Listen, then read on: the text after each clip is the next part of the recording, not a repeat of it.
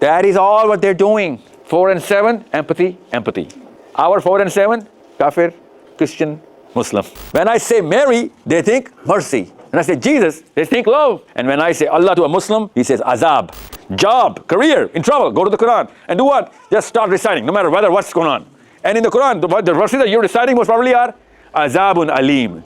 Ya ayyuhal munafiqun. You're reciting that. Ya ayyuhal munafiqun. I will stop everything right here. On the camera, write your comments. Give me one child who is not afraid of the Quran. Imam Hussain did it for him so that you can be called Umar, not Shankar. He was thinking 1400 years from now, from that time. If he didn't do that, you would have been a Shankar. How Abdullah bin Abbas stands in front of people. People say, this sun will be darkened. How will this star be darkened? This is a burning star, burning forever since. And even if it darkens, how does a star darken or die? And you know what he does? He says, come here, man, give me your turban. And he opens the turban of that guy. And he starts turning the turban. You know, when you have to wear a turban, you have to turn it around, right? On its own self. Right? So he starts turning the turban. And he says, see how I'm turning the turban? This is how a star dies and turns black. Now you Google up right now, Google it up, how a star dies. What does it look like? And you'll see the spiral of the star going black. Masjid should be feeding all English Muslims, who actually, a lot of them are on welfare anyway, should be on the welfare of the masjid. Masjid should be feeding the local community. Masjid should never ever ask for money. Na'udhu billah, that's the lowest Muslim community can go. That our masjid is asking for money. That's our feeding pot. So how are we going to do that? We need to convert these buildings into giving centers. Not just skill and knowledge, but health and education. How are they going to do that? Well, because you need to convert this real estate into a business center as well. Who's going to do that? Muslims are going to do that from the local community. I know of a community, if it gets half of the real estate that Muslims have, which is the masjids, they would have been trillionaires. Which was the Qari Sahib, who was the worst thing that ever happened to the delivery mechanism of the Quran or any book. And you gave your son to him that, you know what, scare the hell out of my son from this book, please. You know what these dots are? These dots are the ayahs of the Quran understood and applied by non-Muslims. إِذَا شَمْسُ كُوِّرَتْ. Every heavenly body, which is sabbatical, is discussed there. And Muslims right now, जो के तज़किया कर रहे हैं बैठ के मौलवी साहब सारे कह रहे हैं अर्थ तो है ही flat. Because we do not want to create the best versions of ourselves. We want to create the best copies of our Prophet ﷺ. And if you do not know the Prophet ﷺ, do not get married. If you have gotten married and if you do not know your Prophet, do not have babies. If you had babies and you do not know your Prophet ﷺ, make sure they know the Prophet ﷺ because you failed to.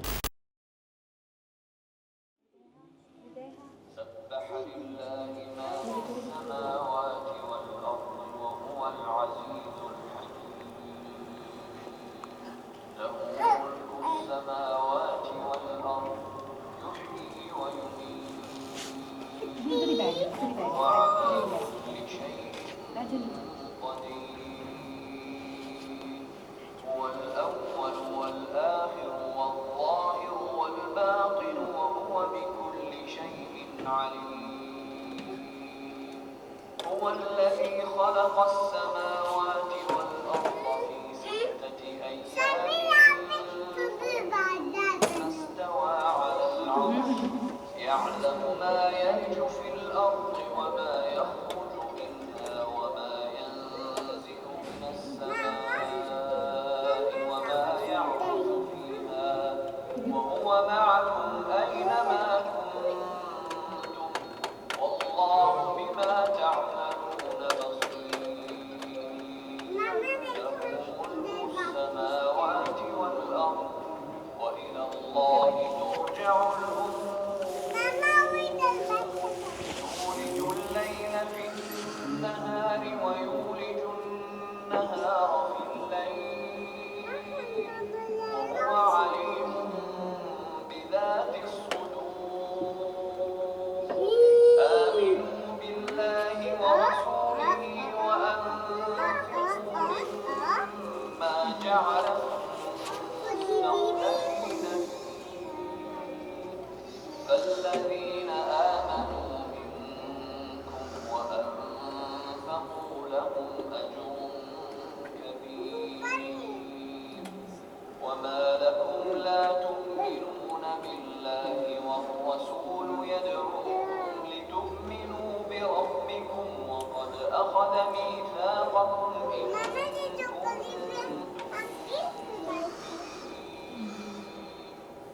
هو الذي ينزل على عبده آيات بينات ليخرجكم من الظلمات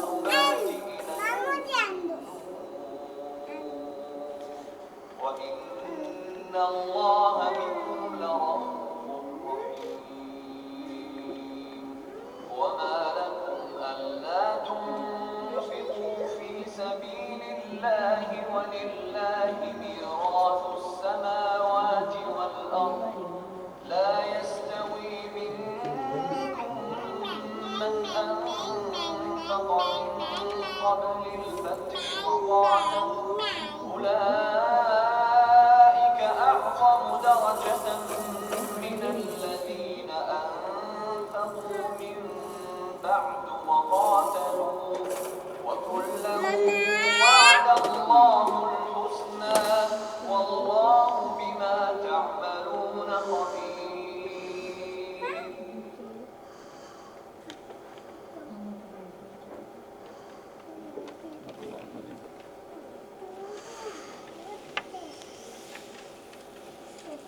Assalamu alaikum everyone.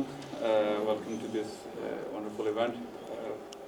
After the wonderful recitation of Surah Hadith, where magnificence and majesty of Almighty Allah is discussed and the temporary nature of the world has been presented, Allah subhanahu wa ta'ala states in the Quran multiple times that when the glitter of the world fades, that in the end all that remains and what's important is actually clarity of faith, the understanding, and Allah asks us to ponder and question. And today we are gathered here to discuss about awakening of the mind in a world where our minds are being pulled in multiple directions, whether it be through external stimuli or internal misdirections.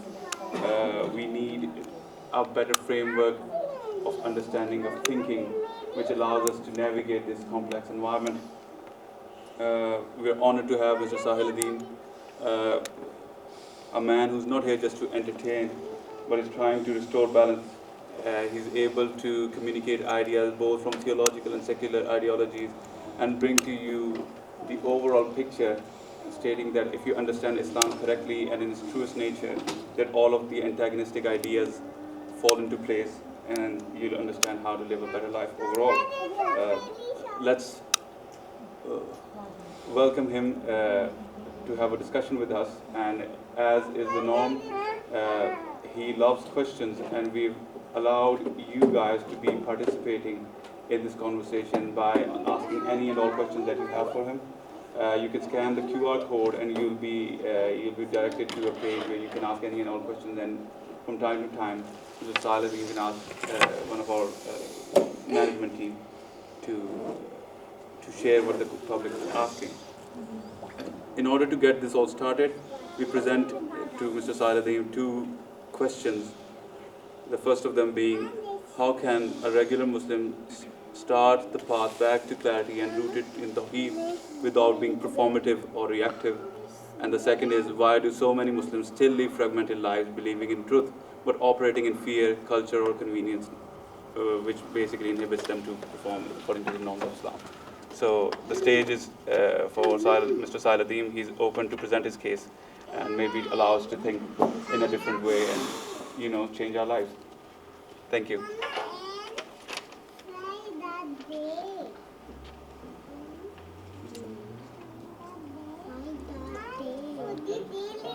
Sort of move forward, sort of bundle up together rather than be spread out everywhere. Thank you.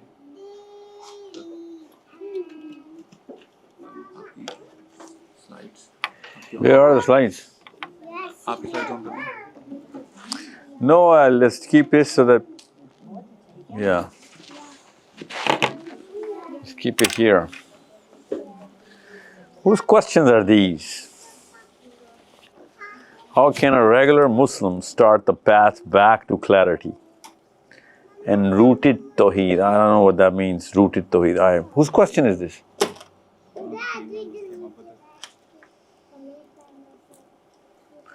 Without being performative or reactive. I don't even know what that means. And I don't even know what this means anymore. This is not working.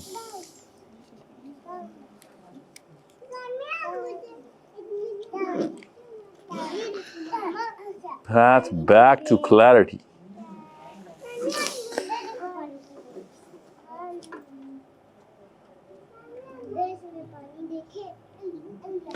See, I have a Newcastle is interesting, you know. Newcastle is so interesting that just about by the end of every tour, Newcastle happens. It's I should start from Newcastle. I always end at Newcastle. So I've gone through probably the longest tour of England this time.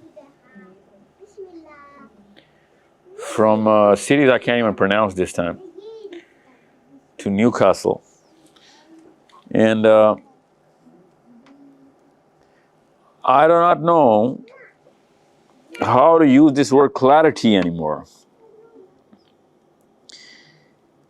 I was scheduled in 3 masjids other than this. And I'm living in Crawley. Heard the word Crawley? Oh, it's somewhere close to London. And they invited me, the masjid, Crawley. They're like, you're living in Crawley, and people in Crawley would want you to come to the masjid for your Hayya al-Falah project, which is to call everyone in the masjid and get skills and education about clarity.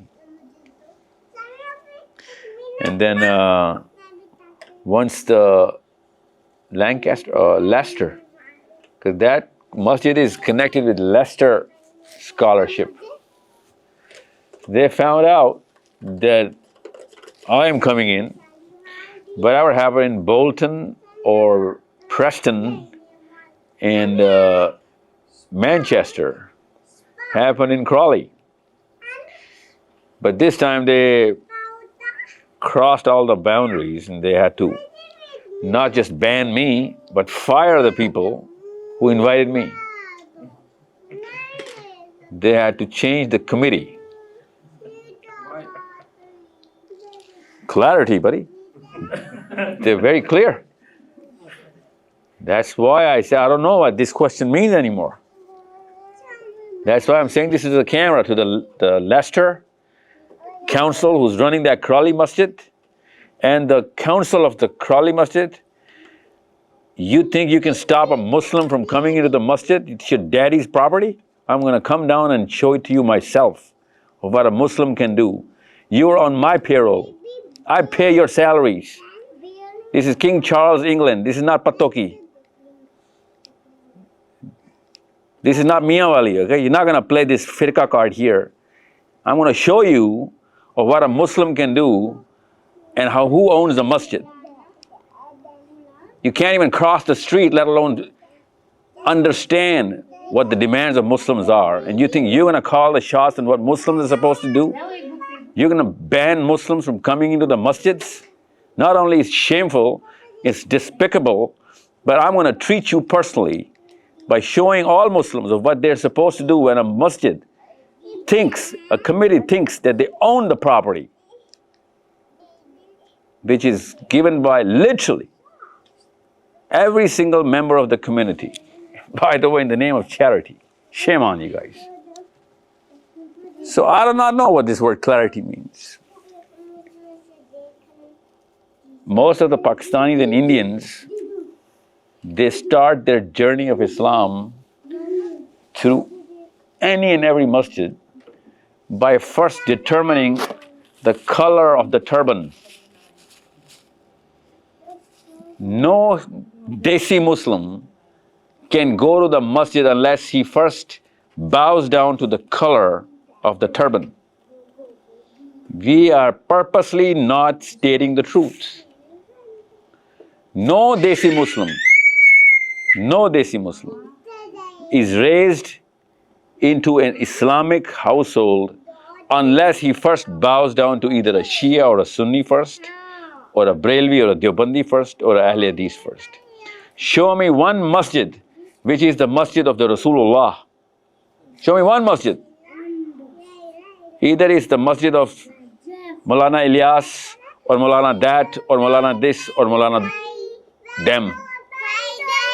We were thinking of the LGBT and gender identities.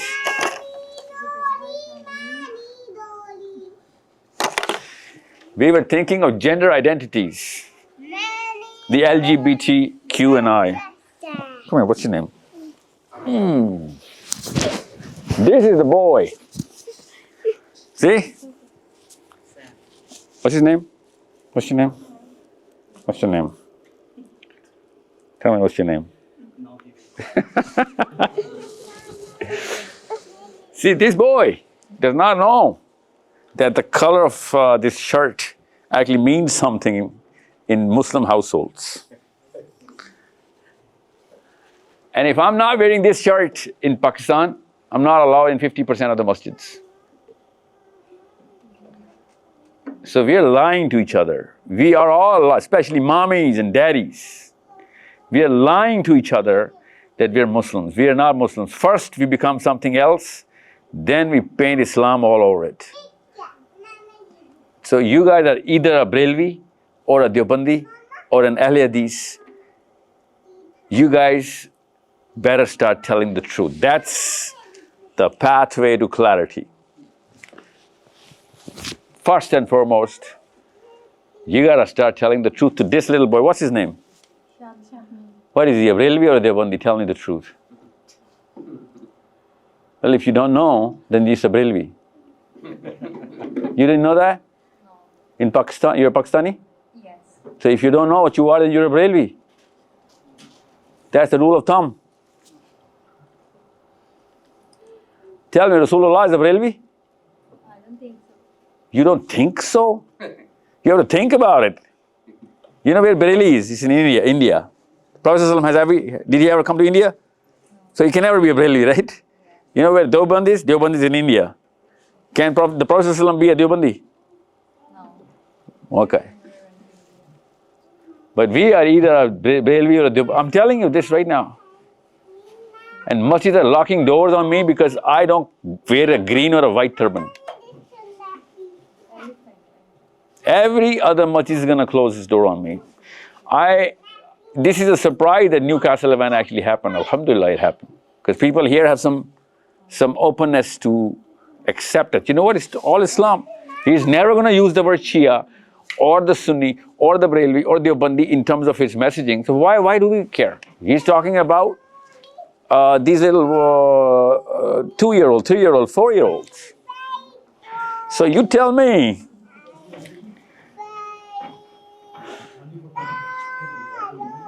are you guys not feeling a little uneasy because I'm using the word Brelvi or Deobandi?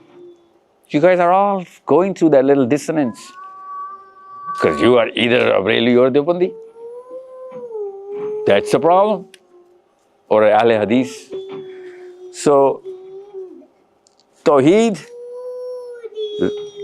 reactions, regular performance of Islam, that's not gonna happen, I'm sorry. That is just not gonna happen.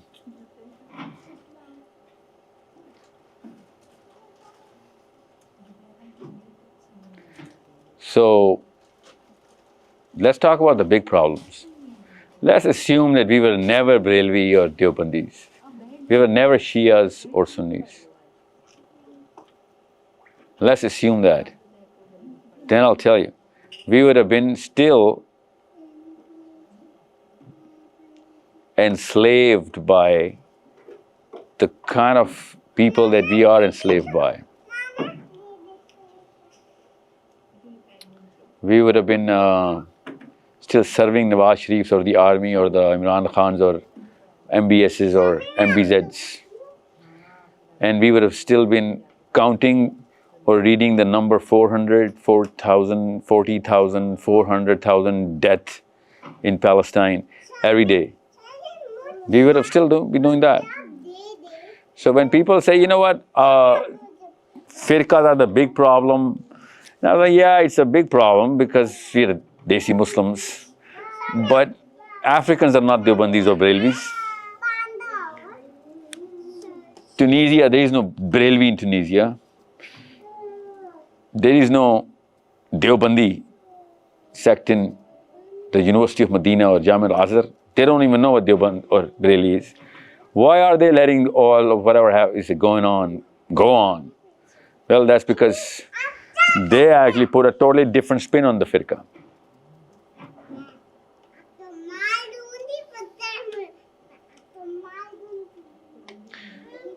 And that's the firqah I'm going to talk about in my next presentation, don't worry. I'm going to open it up with that, don't worry.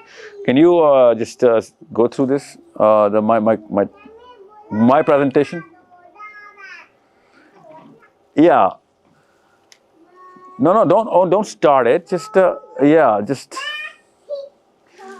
coming into the real definition of Muslims. Now, you know what? Usually, when a guy comes in, especially in a masjid, especially in where public is listening to one guy talk, we're so used to this guy speaking and us listening, and we forget the fact that if this keeps on going on, nothing's going to happen. You guys have come here from I don't know how far of place. You came to a masjid and you said, you know what, I'm doing this because I need to because this is not an entertaining session or entertainment session. This is something which is very serious. But I tell you this right now, there's a 99% probability nothing's gonna happen unless we do something, unless we change the modus operandi of the way we actually carry out this session. Now let's start with what happened before this session. I think it's better just to just take the other mic out. Really? Yeah, because all over here is Static? Yeah, it doesn't matter. yeah, it just keeps going on and off. Yeah.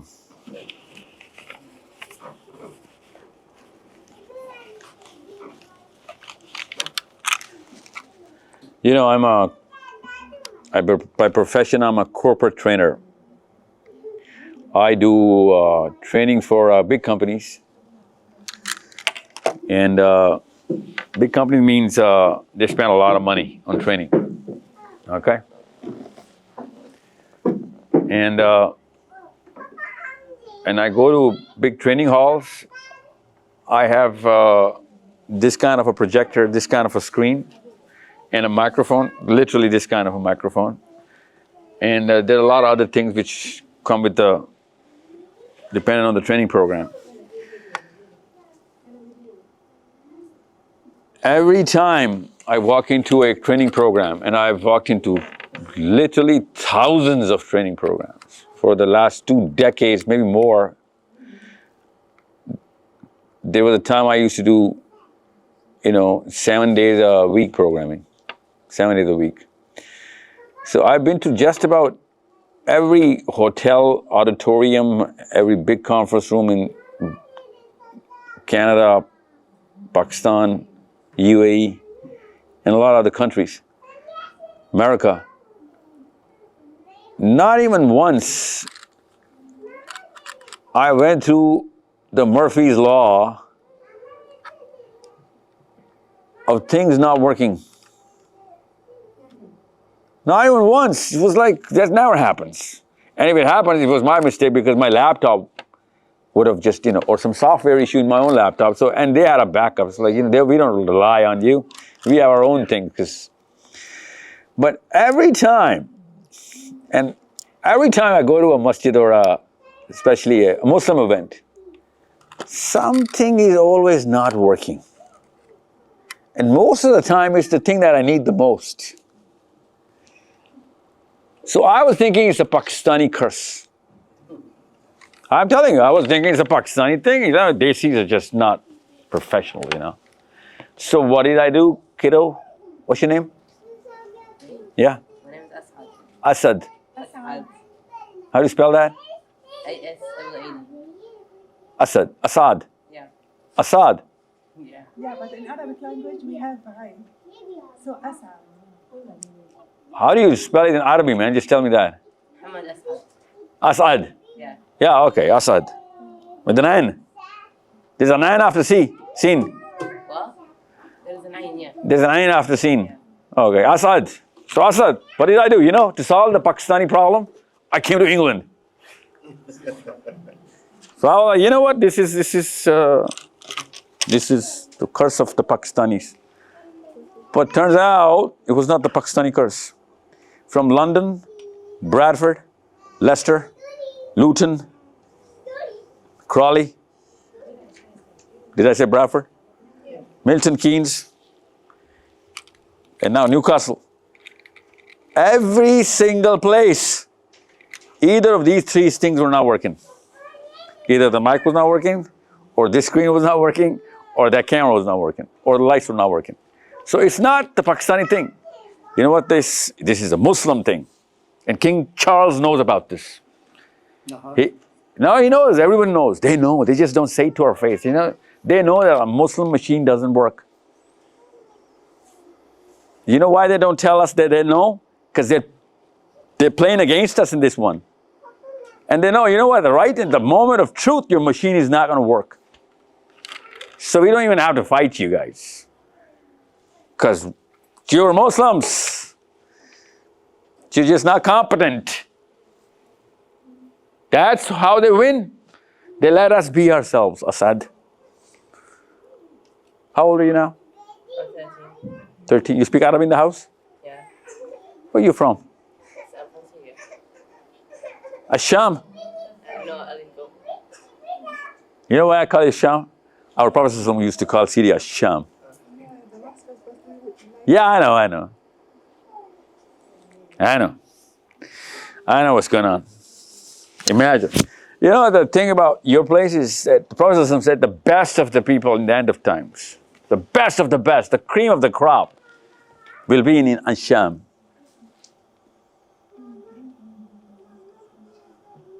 And you know what? Isa ibn Maryam is going to come? No points for guessing. Yeah.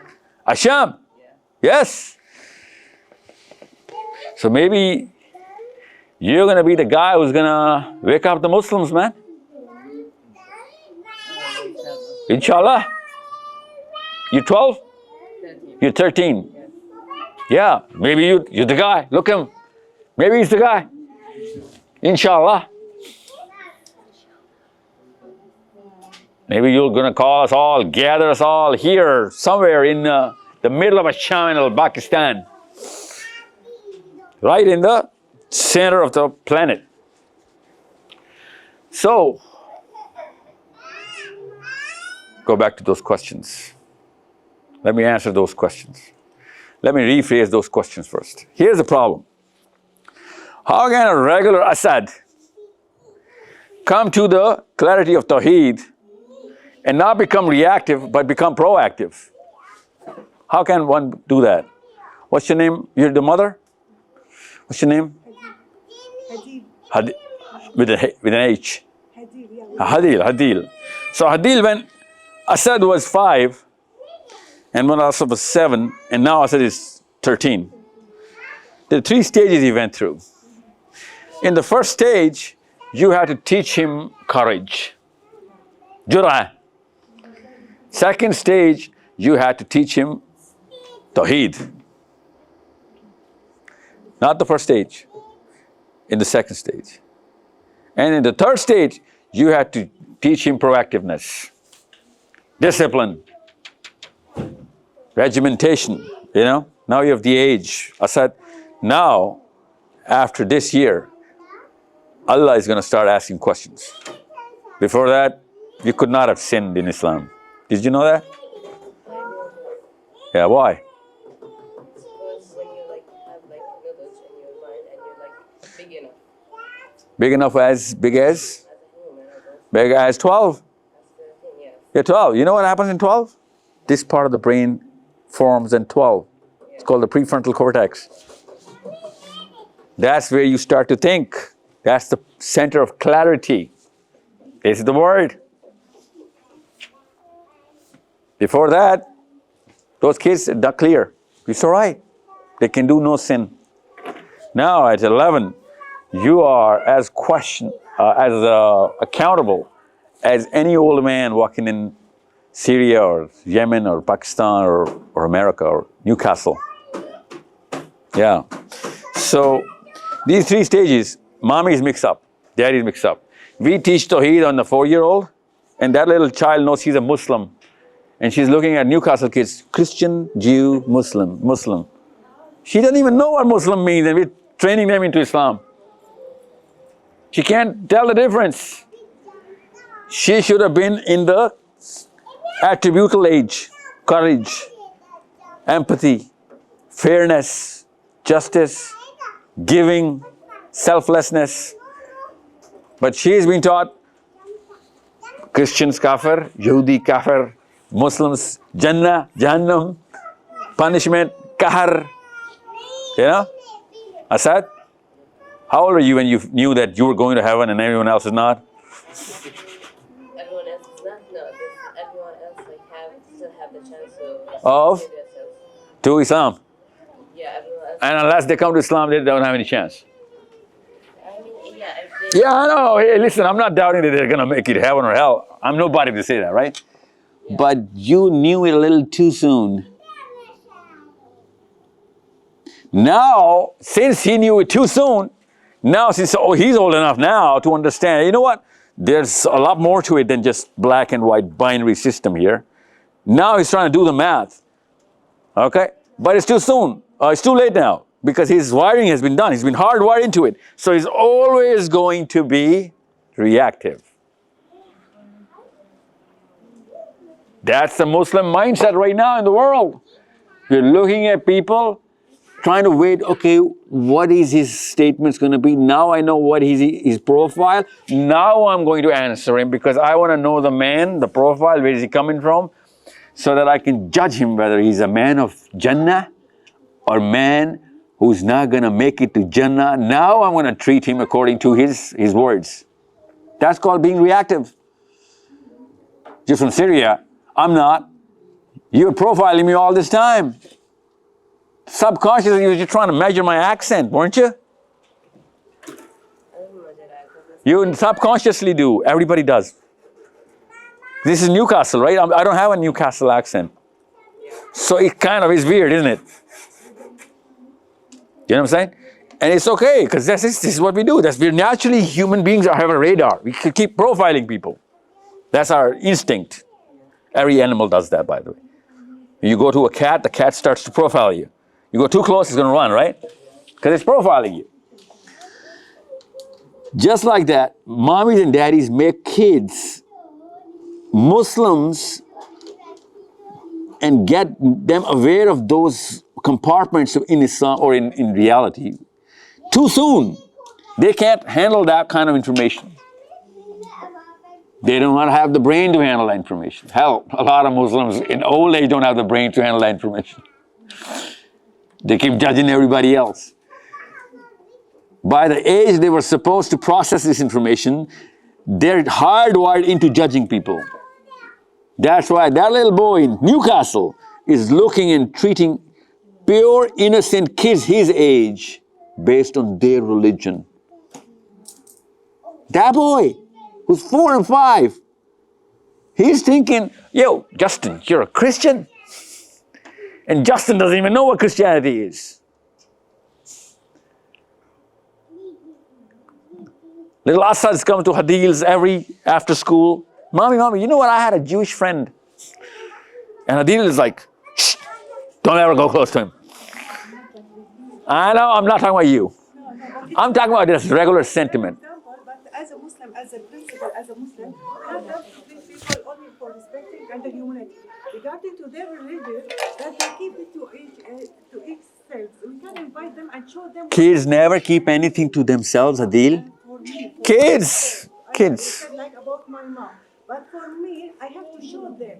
What does it mean Islam? What is the principle What? of the Islam? Do you think that little boy will know the purpose of Islam? No, about myself, you said like Hadith for my son. No, I'm talking about Asad only. But like I have to show See, Hadil should know. But Hadil as a mommy should also know when to give Islam, at what age. the first Yeah. step, so to understand you honestly, how to be honest. Even if you make mistake, I'm not going to punish you. First of all, say honestly, and I will forgive you, whatever it was. Yeah, but that's not what I'm talking about, am I? You're talking about character building. I'm talking about the building of psychology where he would not become reactive. That's a psychological response. Okay? That's your daughter? Yeah, Okay, what's her name? Lilian. Lilian and Asad. How, you guys are twins? No, Who's older? she. She is, okay. So, how long have you been in England? 6 months? Oh, so you're practically Arabs. Who else is not from Pakistan? You're from, where are you from? Scarborough. You know, the question had a context, you know. Get the context. What is that? You're a Caucasian Muslim? Are you a Caucasian Muslim? So where are you rooted from? Rooted? Oh, my religion. No, your ancestors. Oh, my ancestors from UK, just in the UK. Born in here? Born. From Adam and Eve? Okay. So where are you from? India. India? Yeah. What part of India? Hyderabad. That's south, eh? Yeah. Hyderabad, the Kanya. Really south? Yeah, it is on the Yeah, the South Indian Muslim community, by the way, you should know, is the strongest Muslim community in the subcontinent. They're pretty well knit. You know, I'll give you a little story so that you would know how. Can you go back to my presentation? While we talk, we wait for other people coming in. Okay, so I'm just gonna be a little on the slow on the taxi. So this is what I'm talking about. You should know. There's a place in India, South India, right? Towards Sri Lanka, South India. You know the country Sri Lanka? You know the country India? No. You don't know India? I mean, yeah, I know India, but I don't know the name of the things. But I know. Doesn't matter, because India is so big, most Indians don't know the name of all the cities of India. Yeah. Ask him, he won't know the name of all the cities of India, or all the provinces. You know all the provinces of India? Yeah, it's so big. There are like, what, 22, 23 provinces? 37. You know, every one province is bigger than Syria. India is that big. So, the thing about South Indian Muslims is that we know through experience that I was in England, and you Pakistanis should listen to this. Pakistanis, of course, suniega. You know, Pakistanis know about certain things in Pakistan going on. So we have a little, it's called a validation. So if we crack a deal, a business deal with a Pakistani, we need another guy to vouch for him, right? You know, it's a normal event because there's a chance he's not gonna follow through. Okay, so we kind of are afraid of making business deals with Pakistanis. It's a thing. Same thing with India, except the South Indians. South Indians are famous for that if they do something illegal here in England, they will be ousted in South India from their community. Their community is the guarantor for anything that anyone in the community is doing anywhere else. Well, of course, there are exceptions, but a general opinion about South Indian Muslims is that, you know what, we are not gonna get that Muslim brand down. So you are not welcome back to your family if you do something illegal there. That's something which I learned in England. And there's a lot of things that we had to do with, you know, Muslims dealing with each other in business and, you know, all of that stuff. That's something, Muslim, did you know? No. Yeah, that's one thing that South Indian Muslims are known for. They're so strong in their, you know, they're in their community. And they're very well connected, so everyone knows that, you know, if that guy's cousin did this, this dude's out. And you have to go back to home, right? Because this is a foreign land, so it's like such a big thing. I hope most Muslims have that kind of, you know, a platform of accountability. You have a column in the newspaper like arbitrary, Uh-huh. and then you have a column where it says Really? yeah, where, you know, parents, They kicked him out. yeah, they Yeah. say like, you know, he's no longer. Yeah, they kick him out. They've divorced him. Kind of. Yeah. That means they've literally chopped him out of the family, or for doing anything which is against the values of the system. So, now come back to the second question, please. before I jump into this. Why do so many Muslims still live fragmented lives, believing in truth? Well, I know what you're trying to say, because this is a Pakistani guy writing English. I know what he's trying to say, but this does not make any grammatical sense, because if he's believing in the truth, he's not living a fragmented life. But you're saying that since he wants to believe in the truth, and still he's living a fragmented life, but operating by fear, culture, or what?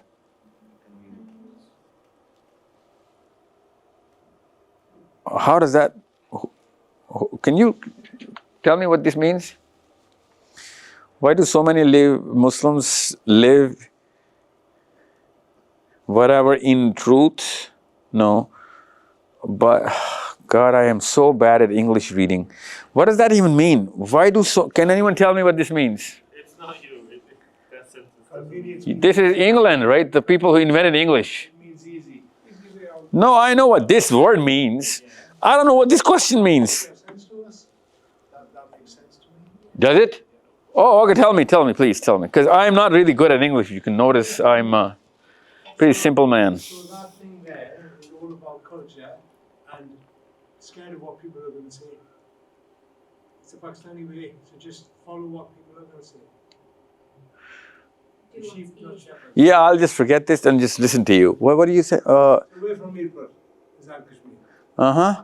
So that Were you born here? You born here? born here. Yeah, so you know what this guy's. So this makes sense to you? Absolutely 100% sense. This is how all the living This is how, This is our community operating in Newcastle. our parents used to say, don't do this because what are people going to say? Yeah.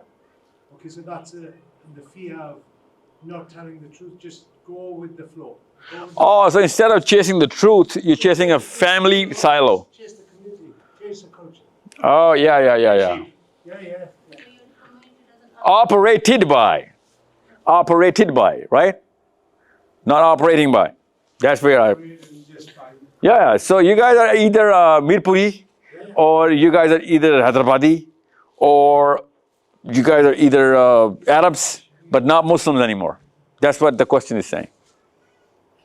So a cultural divide, or in other words, a cultural identity is pivoting your behavior rather than Islam. So I'll give you an example. No, I got you. Go on. Please go on. So my son's 19, he's in university. So his friends are Arab, Egyptian, everybody, all Muslims.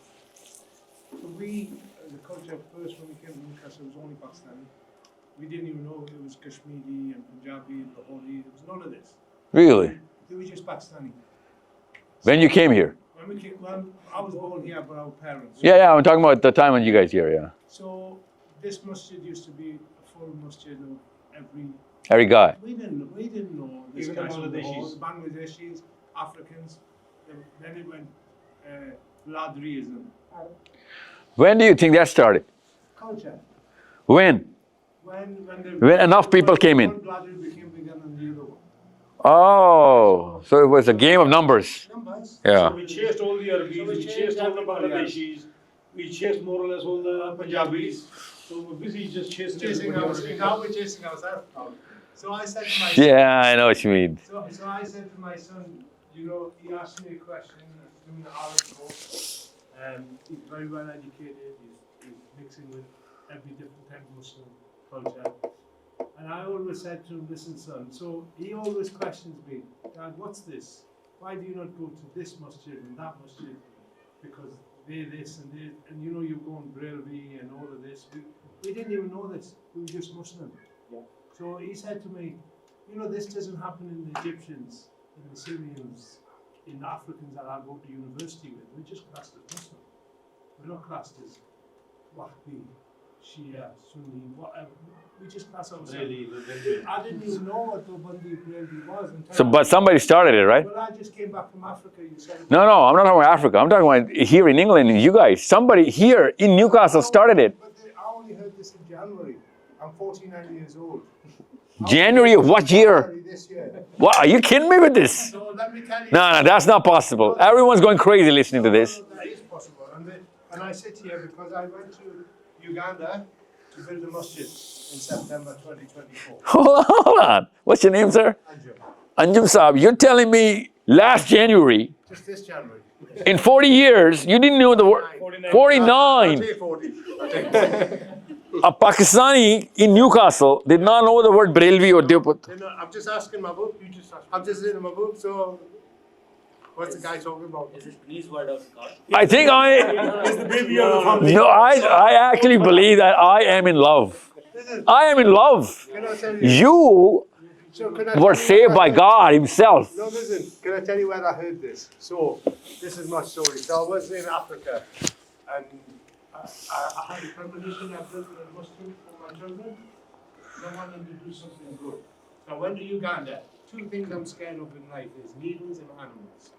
I had to get 1,100 pounds worth of needles. Because of vaccination now. Yeah. And I've seen every animal that you can imagine. Yeah. From snakes to Uganda, yeah. Yeah. So I went and stayed in the jungle. So we completed the masjid in January. It was another Pakistani guy who was there who was telling me he was reading the mass slightly differently, not the Africans. So they were doing The Africans are Malikis, yeah. So I said to him, because I asked questions and I don't get embarrassed. Because Oh, well, how was he praying? He was praying like this? Yeah, like this. Yeah, Yeah. and I said, and he was from Liverpool. He was from Britain, but he was from Liverpool.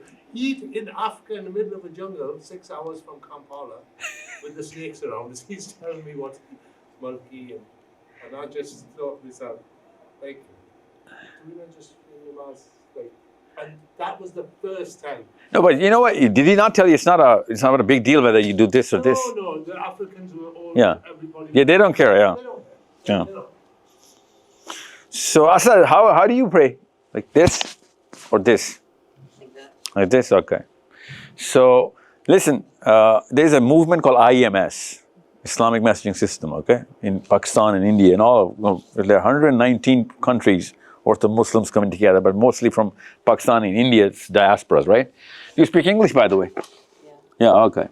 6 months in, you're really good at this, aren't you? Yeah, how did you learn to speak English so fast? I don't know, practicing. Okay, good. So you know why I'm talking about IMS? Because they are hungry, because they're overseas around, Western countries. They're hungry for girls and boys your age so that their kids, these age and younger, can learn Arabic. They're so greedy for Arab kids so that they can play football with boys like you, okay? And girls would just hang out with girls like you so that you would speak Arabic and they would just get mesmerized and just fascinate, and fulfill the fascination of speaking Arabic. Do you know, you're born in that language by the grace of Allah Azza wa Jal, the language of the Qur'an. And you have no idea how big of an asset that is. And people in IMS are going crazy in trying to train their kids to learn, to make them learn Arabic. You know why? So that they can get the Quran in their own house and read the Quran the way Allah is writing the Quran, without any translations or anything. Otherwise, whatever happened to Anjum is going to happen to every one of us. Because when you open the Quran, you don't open the word of God anymore. That's not possible now. It's only for the Arabs. You read the Quran from God's perspective. The rest of the world reads it from a man's perspective, because that man is writing the translation, and whatever he thinks it means becomes the word of God to the rest of the world. Do you know how big that responsibility becomes for you guys? What's the responsibility? The big responsibility is like to change your language and try to learn another language to read it as Allah made it, or Prophet Muhammad sallallahu alaihi wasallam did. Yeah, exactly. Because only Allah Azza wa Jal wrote the Quran. No other entity can come and interfere or interject in that word, right? So when Allah Azza wa Jal writes the Quran, our God is a writer.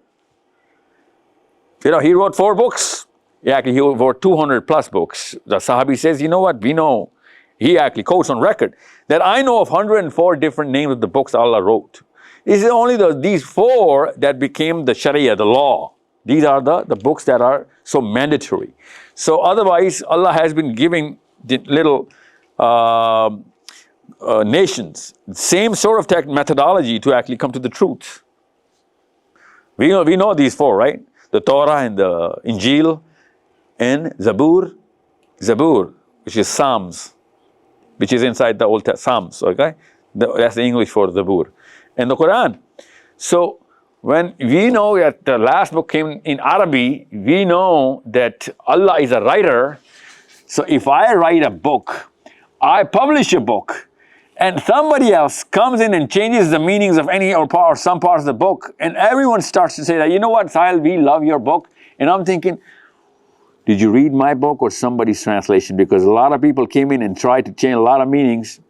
There's a big disconnect between me, the writer, and some guy who's a fan of mine because of the book, right? So whoever actually speaks my language would know exactly what I mean when he reads my book. That's why you guys, just because of the language, not just anything else, which I'm going to build up on, by the way, which you need to get. Your own language becomes such an amazing pot of gold. It's an asset. You got to train Newcastle kids that, you know what, this is something you got to learn from me. It's just a language. You can learn in as quick as a month or a year or a couple of years.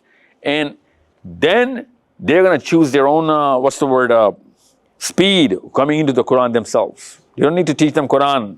You should though, but you need to teach them Arabic.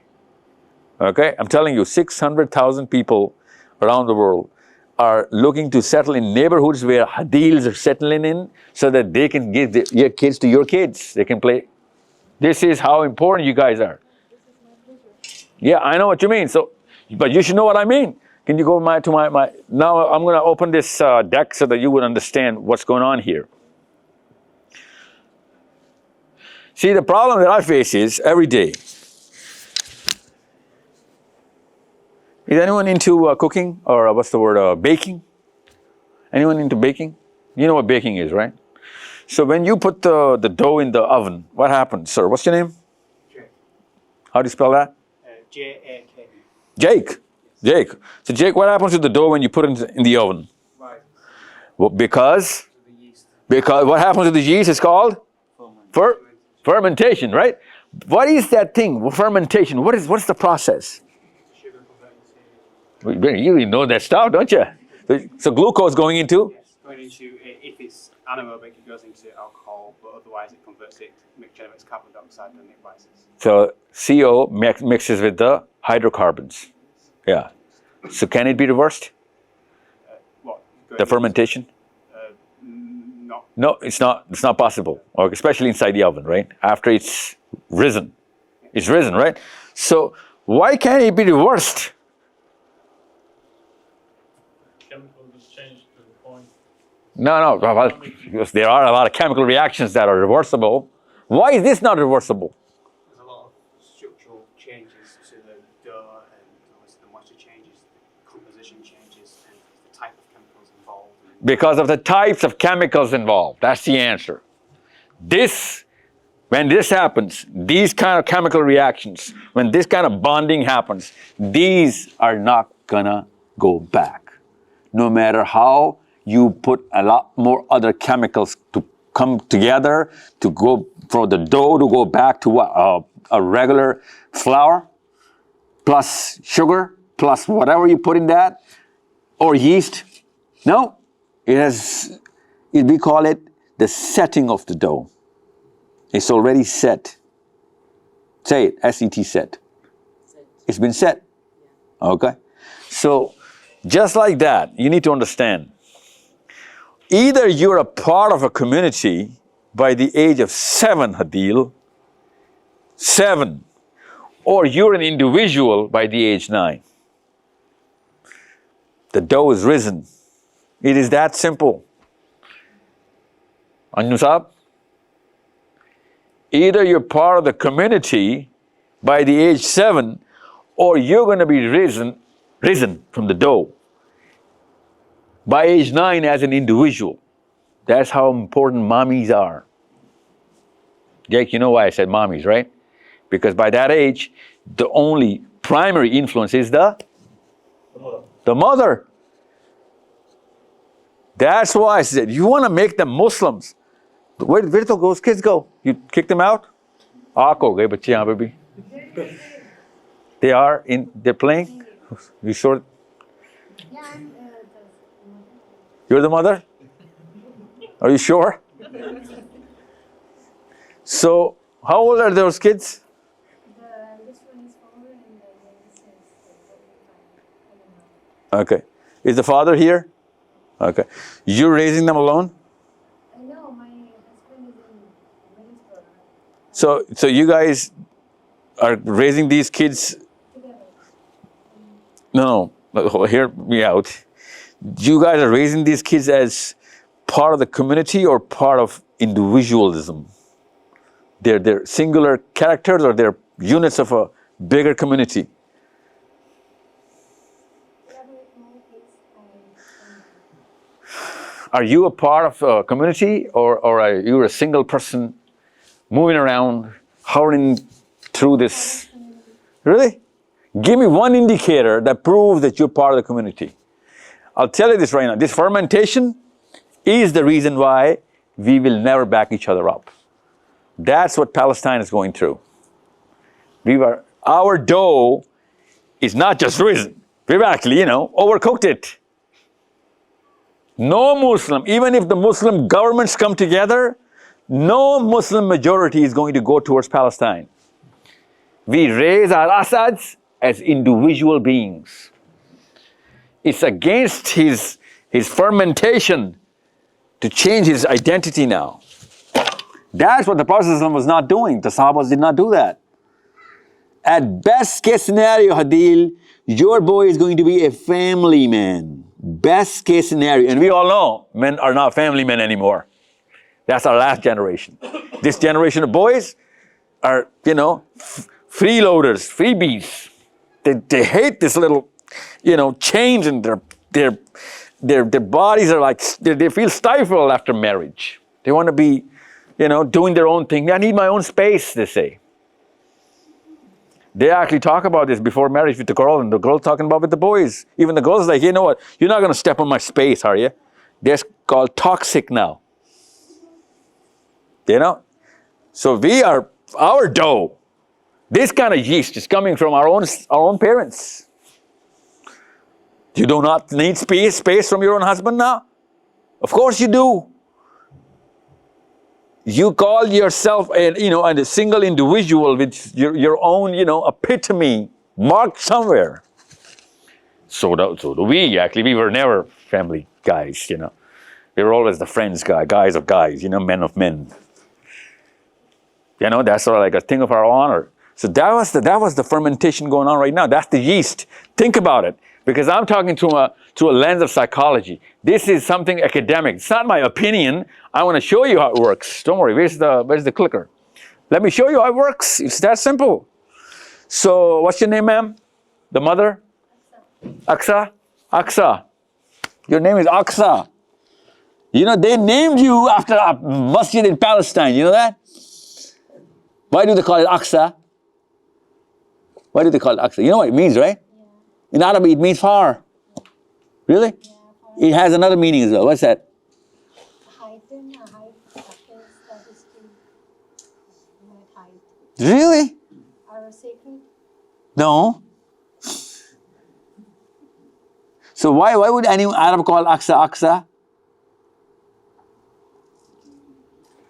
I just know one name. It says that is far away. Let me give you something, okay? Here you go. You need to understand the problem from a perspective, because this video is going to go all over the place. So I'm covering just about everybody, not just the Newcastle folks, okay? We're talking about fermentation, eh? So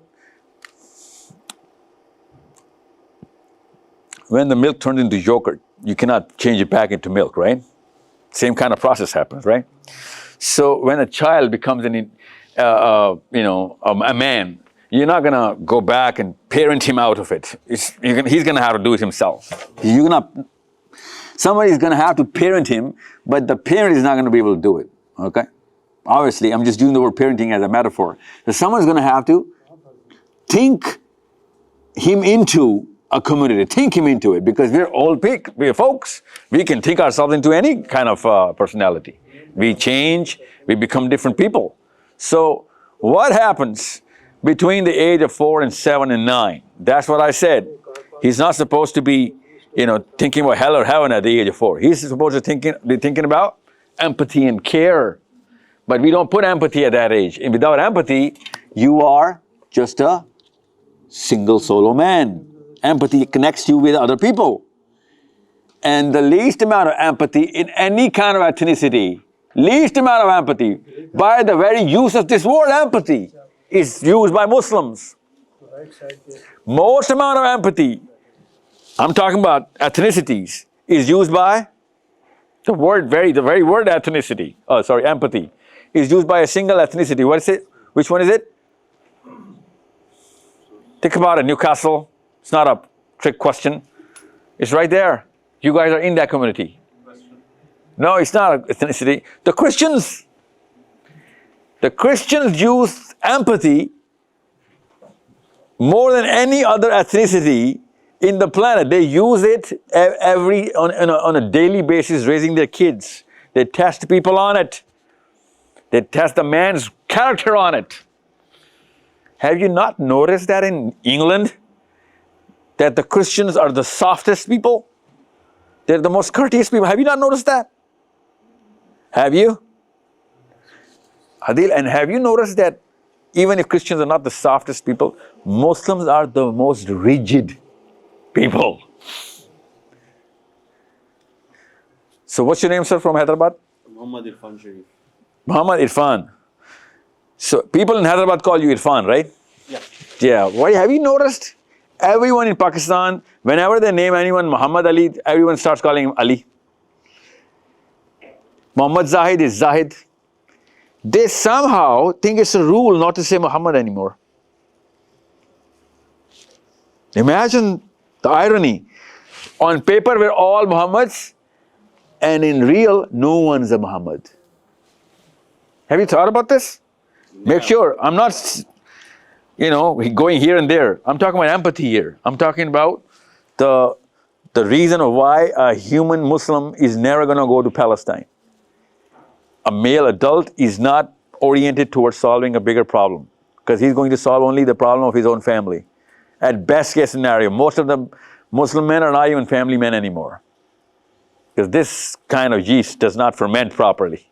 We're not designed. This dough is not designed for that kind of yeast. Allah talks about this dough, and Allah talks about the yeast, and Allah talks about how to combine the dough with the yeast.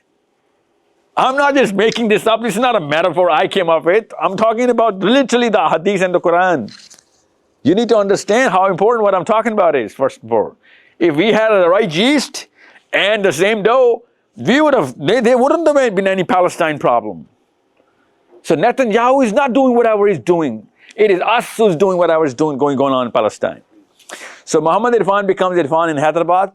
Muhammad Ali becomes Ali. Muhammad Zahid becomes Zahid. Muhammad Asad becomes Asad. Do you know any Muhammads in Syria? Names, yeah? Every other man is named Muhammad in Arab. Yeah. But you call him Muhammad? Yeah. But you know what? In Desistan, when someone is called Muhammad, we don't call him Muhammad as a name. We come up with another name so that we would not have to say Muhammad. Here too, yeah, I know, here too. Coming back, you know why Christians are the most empathetic people? Have you ever thought about this? Even the Qur'an says they will come in because they're soft. Qur'an praises the Christians because they're doing something. I'll tell you what they're doing. Their mommies were putting empathy at age 4. That's what they were doing. That is all what they're doing. 4 and 7, empathy. Our 4 and 7, kafir, Christian, Muslim. The Quran is telling us how to raise kids. Look at them. And you know how the Christians become soft? You know why?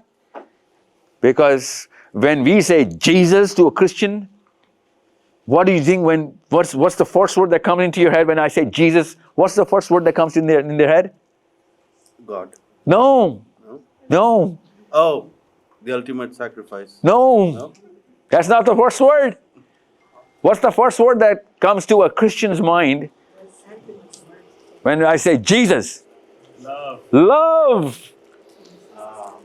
That's the first word that comes to their mind. When I say Mary, they think mercy. When I say Jesus, they think love.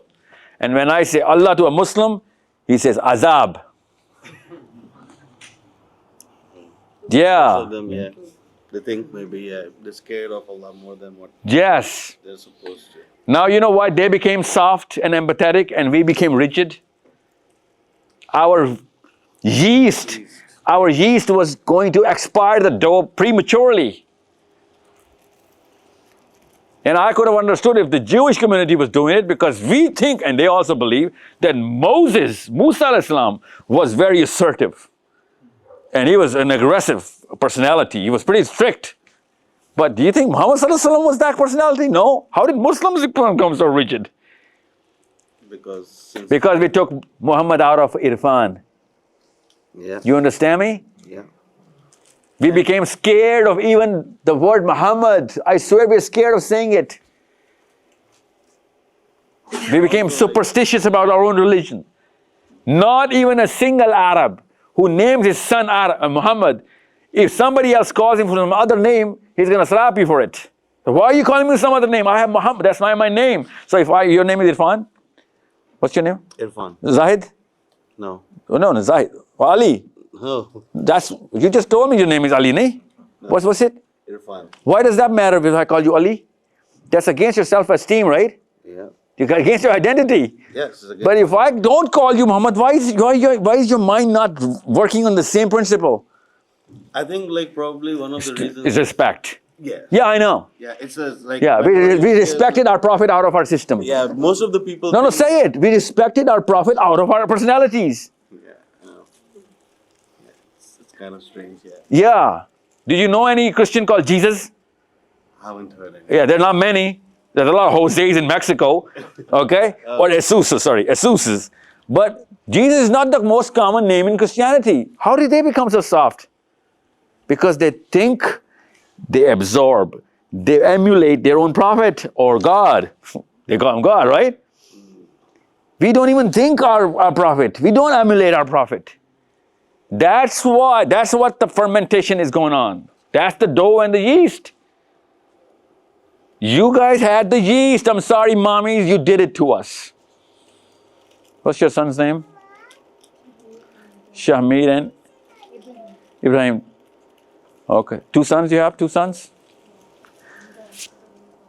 You have 2 sons. Does your husband own the property in England? He will one day, don't worry. So, these 2 sons are going to split that property once you guys pass away. Right? Because they're designed to split each other. You understand me? Have you ever seen a Muslim or any household who gives away his own property to his own siblings? Have you ever? You never. I've never. Have you ever? No, nobody does. Actually, if anything, 70, 80, 90-year-old people are still waiting for the siblings to die. Because the property has not been sold because the sons and daughters are still alive. And you know what they say? Pakistanis zakat charity bahut karte hain. Are you kidding me with this? We don't even give to our own siblings. We are holding on to this. You know why? Aqsa, you know why? Because we fermented them as individuals. So if Assad is not thinking about my son, he's the exact same age, my son, his name is Shafi'i, okay? Named him after a Palestinian scholar, Shafi'i, okay? He's probably you're following anyway. So Shafi'i, and if Assad is not for Shafi'i, working for him, thinking about him, and he's not working for Assad, I'm sorry, both of them are not Muslims. I'm sorry, this is it. I'm not saying this is my opinion, okay, that's the rule. It's the golden rule. Every community knows that. Allah's Prophet ﷺ says, if my ummah is like a wall and every Muslim is like a brick. My ummah is like a body and every Muslim, if any part of the body hurts, every part of the body starts aching. Because if you're not behaving like this, I'm sorry. So, that everybody knows that, sir. Tell us something new because this is something we already knew. No, you didn't. Because I swear to you, you guys have seen more Palestine than Palestinians on your TV. You guys have seen more Syria than Syrians have on your TV. What did you do about it? Nothing. If anything, you made sure that the best case scenario is that you discussed it. Discussed it in England. You discussed it in Newcastle with your friends or family, and someone somewhere called out to the Jews, like, you know what? Netanyahu is going to go to hell. He's a big criminal.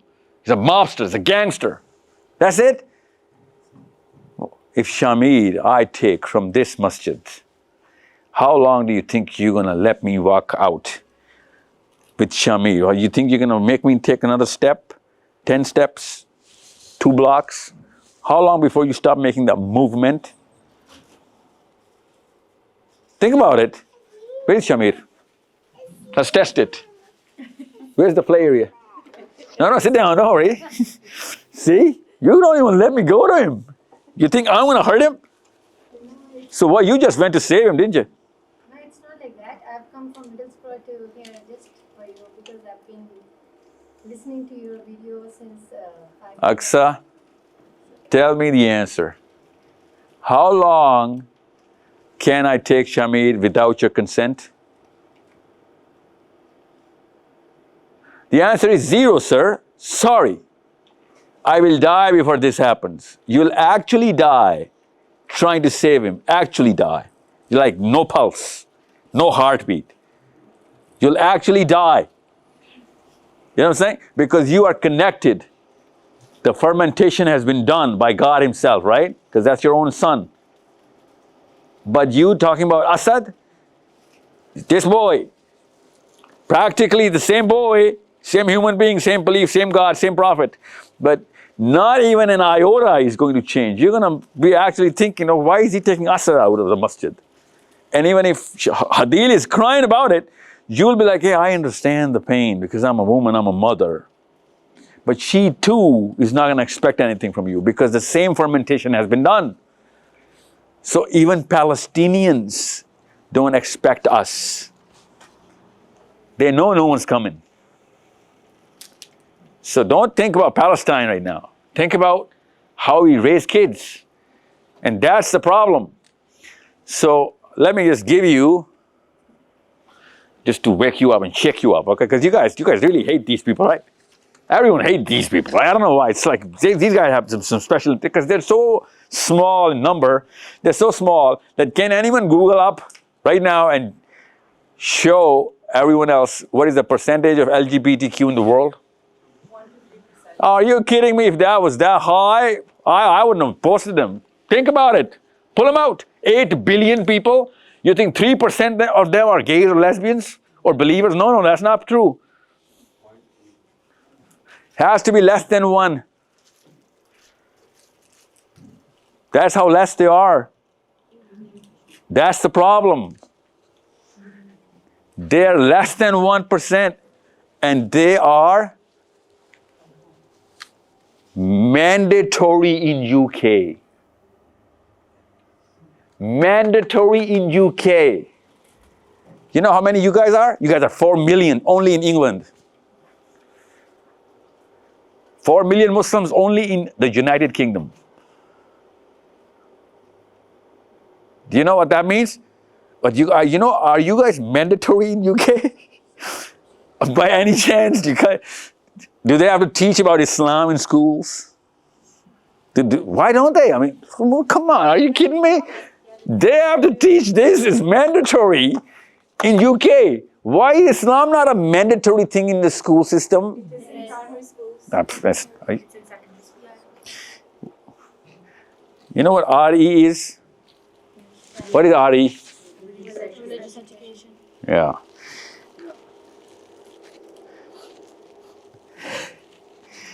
RE means every religion, okay, not Islam.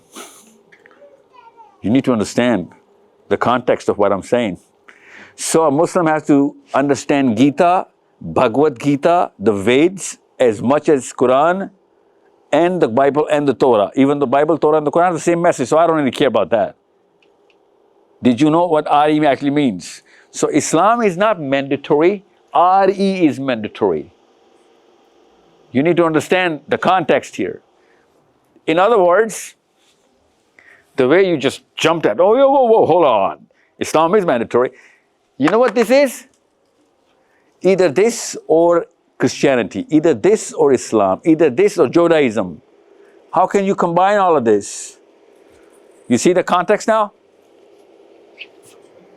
And I'm not against LGBT. This is not my point here. Of course, I am against that, but this is not my point. My point is how to change the fermentation, how to come up with the yeast, how to change the dough. This is how they did it. This was a mental illness in this country, and I'm not saying it is or it's not.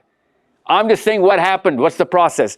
This was a mental illness since the 1990s. You guys, some of you guys were born, most of you guys, the elders were actually functioning and have had a career in Newcastle. It was still determined a mental illness. And this community, and I'm actually trying to praise the way they actually did it, okay? I'm not praising their philosophy. I'm just saying, because I'm going to praise two of them. Here, this guy and these guys. These guys. Okay, nothing to do with each other. This is how they change the fermentation process. They don't reverse it. They redo the dough. From becoming a disease, to becoming a mandatory part of your curriculum. At the age, where the fermentation is being done. So that becomes a permanent part of the identity. This is what happens when people come together. They have to combine three things. Muslims have those three things, but Muslims are trained to become individuals. So they never are going to combine or put these three things together. I'll tell you what those three things are. Yes? Before your question, sir, these guys put the three things together. I'll show you what these three things are. Once you put those three things together with enough number of people, not all of them are required.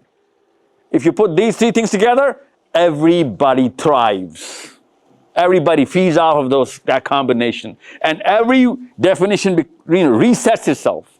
This is why I gave you an example, amazing example of how a community from being a villain, still a villain in most of the community countries, becomes a central part of even as low as basic as the education system. So they'll permanently be there. Amazing success story. Same thing happened to these guys. Okay, same thing happened to the climate change people. Let me show you. This is climate change right here. From whatever they did, just like Muslims, nobody really cared. Till Prince William, your Prince William. Your own, he still is the Prince William here, right? Or he's the guy who went to America. Which one is that? That's I can ignore that one. Just Prince William. okay. You're the Harry Camp guy? So Prince William actually becomes the spearhead of this movement. Your own prince, which means that this is a central, you cannot ignore this anymore. Everyone has to be in on it. You know what that means? That means politics, that means society, that means everyone's career is going to be painted with some sort of a flavor of whether you believe in this word or not. Trillions of dollars are supposed to be spent on this. Just these 3-4 decades and everyone's in on it. Now, I'm not going to wait for Netanyahu to do my propaganda, right? Because he's doing a really good job in making that issue, reach everywhere. Yes, sir, what's your question? The question is, LGBT and the other climate change basically goes goes very well with the corporate system and the capitalistic system. No, it doesn't. It does. It doesn't. Are you kidding me? Climate change is the exact opposite of capitalism. Exactly, the value system. Most companies are ruining the climate, right? Most companies are the companies making the money. Yes, absolutely. What's wrong with that? That's the exact opposite. Every force is against them. Why do you think I pulled these two case studies? They are against the very, machine which is operating right now. The big machine is against climate change. By the way, most of the right wing is also against climate change. Most of the people don't even believe it's real. It's my thoughts are basically, what about LGBT then? The entire Trump cabinet and the whole thing is against it. You know that the church is against LGBT, right? Yeah. But The right. Pope who basically legitimized, the last Pope basically, who legitimized... He didn't legitimize them. Basically, He just said, inclusion is kind of a part of the Christian values. He didn't say, oh, they're legal. He cannot say that because he's against the Bible, right? The sodomites are punished in the Bible, right? So gays are stoned in the Bible, not in the Quran, the Bible. So he can't say that. He said inclusion, but it's a Christian value to have, everyone is born in the image of God, regardless of whatever he does on this planet. That's his word. Look at the soul, not the body. Because that's his, okay. That's not legislation. That's inclusion. That's just go easy on them. That's all he said. Just go easy on them. Don't kill them. But still, it's against the philosophy of Christianity. I know. That's what my point is. That's literally against the philosophy of Christianity. By the way, Christianity is the first and the biggest force against LGBT, not Muslims or anything else. But it's not the European Christian, it might be the Eastern. No, every Christian. Every Christian. I don't see that because living in this environment. England is not a Christian country, sir.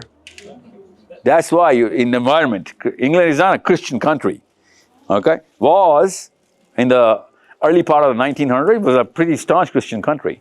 Actually, the patron of the saint was the King James Bible is King Charles right now. King Charles is the patron-in-chief of the King James Bible, which is a Protestant Bible. Okay? Romans control the Catholic version of the Bible. So, coming back to the point. Now we have little individual Alis and Muhammads and Junaids and Khalids and Asad, individuals running around, Brownian motion. You know Brownian motion, the English guy? Drifters, going from career to career, everyone is just another guy. So I'm going to treat you just like another individual, right? So I'm going to try and negotiate with you, win-wins. So if I have to give anything without any return, this is not going to happen. Nothing's going to happen. We're not going to crack any deal unless I get something while you're getting something. That's called negotiation, right? It's that simple. Now, what is Palestine? Palestine is a group of people who are not going to give anything to anyone. What are they going to give? They only want to receive right now. Obviously, they're not in any position to give anyone anything. Hence, we're not negotiating. We cannot negotiate the Palestine. Our mental machine is not designed to negotiate with someone who's not going to be able to give anything.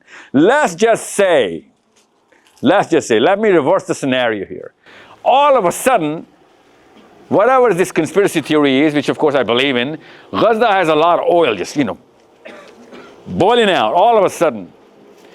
And Gazans declare, or even the East Bank, okay, let's just say all of Palestine, whichever Muslim-controlled Palestine, all of a sudden Palestinians declare that whoever is going to help us will own the oil wells that we just discovered.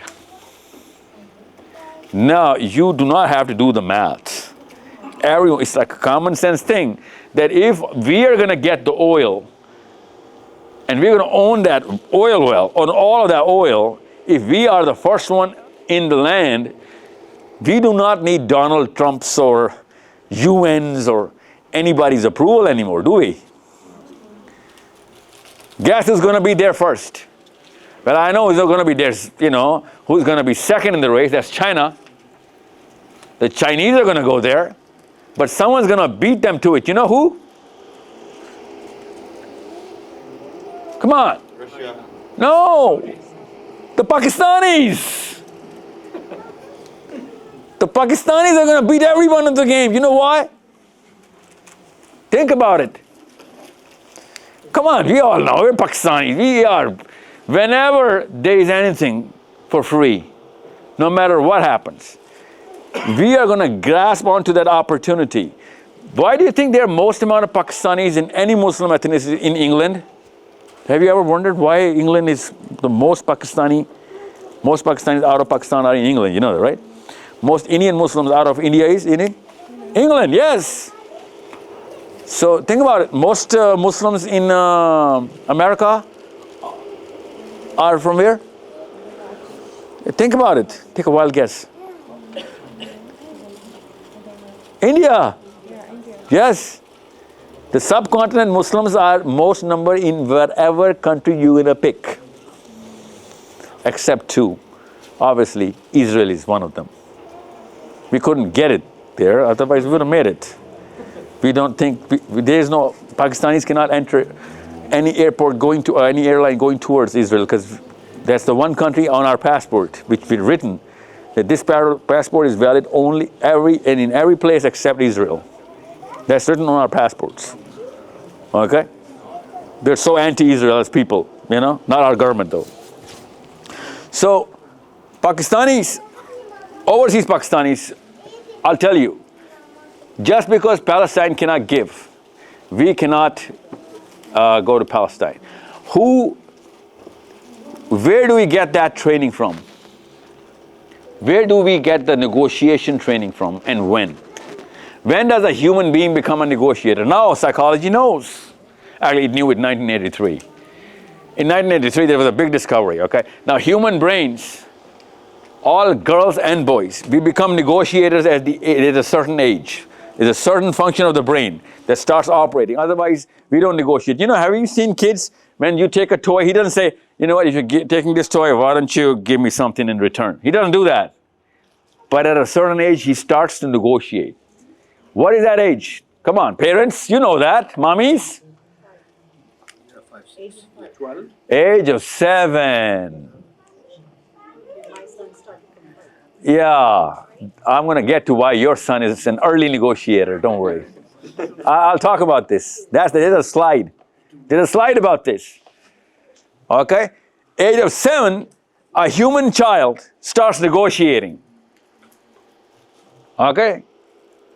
And if your kids are negotiating at the age of 3 or 4, that means he sees mommy negotiating and daddy negotiating. That's where it's called perversion. We are perverting our children into early premature negotiation. And you know what a negotiator is, right? Negotiator means, I'm not a giver, buddy. You give, I give. You receive, I receive. You take, I take. So if you want me to give, you give. Ek haath de, ek haath le. So what's your name, sir? Abdul Rahman. Abdul Rahman, how old are you? 40. 40. 36 years of negotiation. That's how I look at human beings now. So Asad, you're 13. That's 7 years of negotiation experience, man. 7 years. You know, that's a lot. What's your name? How old are you, Jake? 20. Raised here? Yes. 25. 20 years. 21 years. How old are you, buddy? 9. You're 9. What's your name? Muhammad. Allahu Akbar. Come here, man. I need to shake your hand. Muhammad, where are you from? Pakistan. You're from Pakistan? Are you called Muhammad? Amazing. Where's your father? Oh no, I'm his uncle. Yeah, mashallah. Muhammad. What's your full name? Muhammad bin Murtaza. Mashallah. So nobody can actually take that name away from you now. Good job. Because Muhammad bin Murtaza cannot be called Murtaza now. Okay? You structured it. So, Muhammad, you're 7? Or how do you? You're 9. You're 9? 9. Why aren't you singing with your father? Oh, no. I'm asking. Came a bit late. So, you came on time? Okay, why? Why'd you come on time? Why? Why'd you come on time? Because my mother, she said you have to attend this class. Okay. Always be on time, okay? Yeah. This is called negotiation. You actually negotiated yourself into coming late, whatever reasons there were. So when I see a 30-year-old, 40-year-old man, I see a 36 years experience of negotiation. Now, you know what that puts me in a state of? Fear. Because I do not have that kind of experience, so I'm naturally going to lose. So you know what I'm going to do naturally? I'm going to put a mercy face on. You know what mercy face is?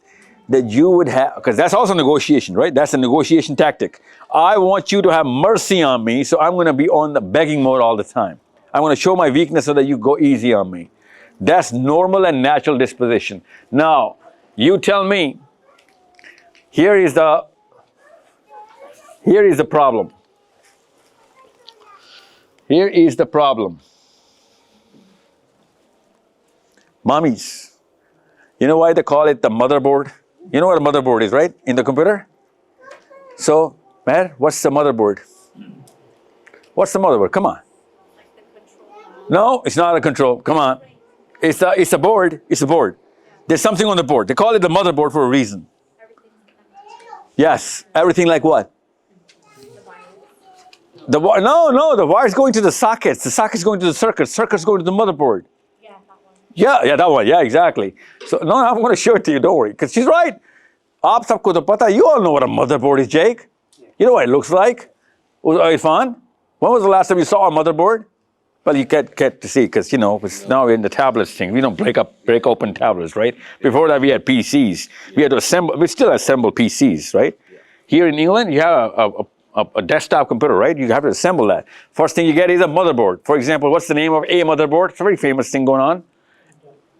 Intel is not a motherboard, sir. Instead a processor. It's a chip that goes onto a motherboard, by the way. Okay? So, a motherboard is called a motherboard because everything is going to come from it. It is going to define the speed and function of everything else. So here is the problem.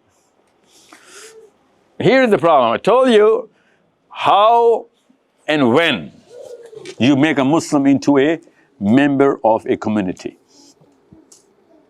Now, I'm not saying it's too late, but I'm telling you, you got to start today. Otherwise, every single day he's going far from my son Shafi'i. Every single day he's going to spend in this planet. With this definition, he's going farther from my son.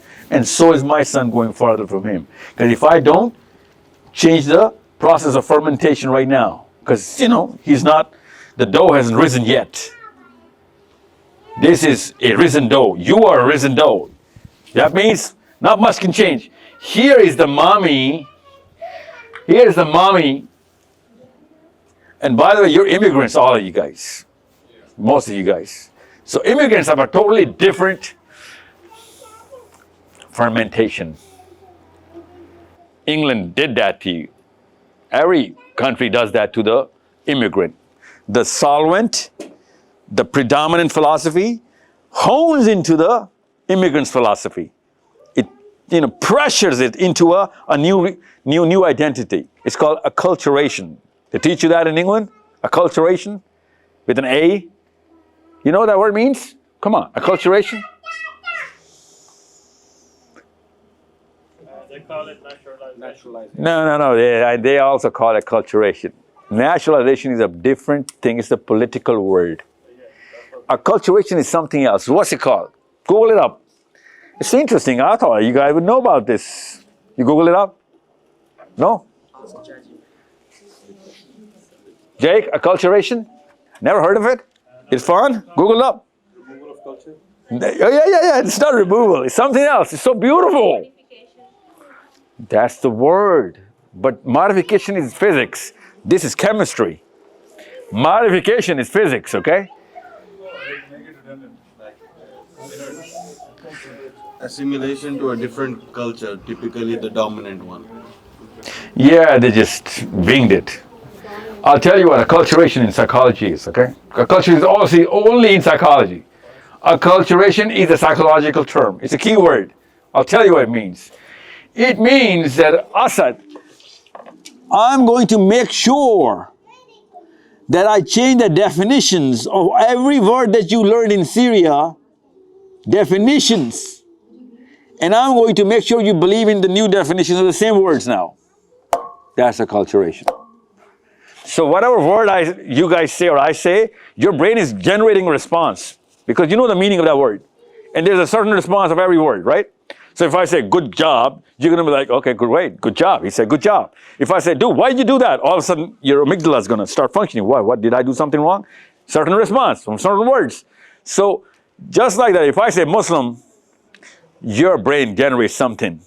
If I say Christian, your brain generates something. That's a response. That's coming from the definition. Okay? So acculturation means I'm going to reset the motherboard. I'm going to reset the motherboard.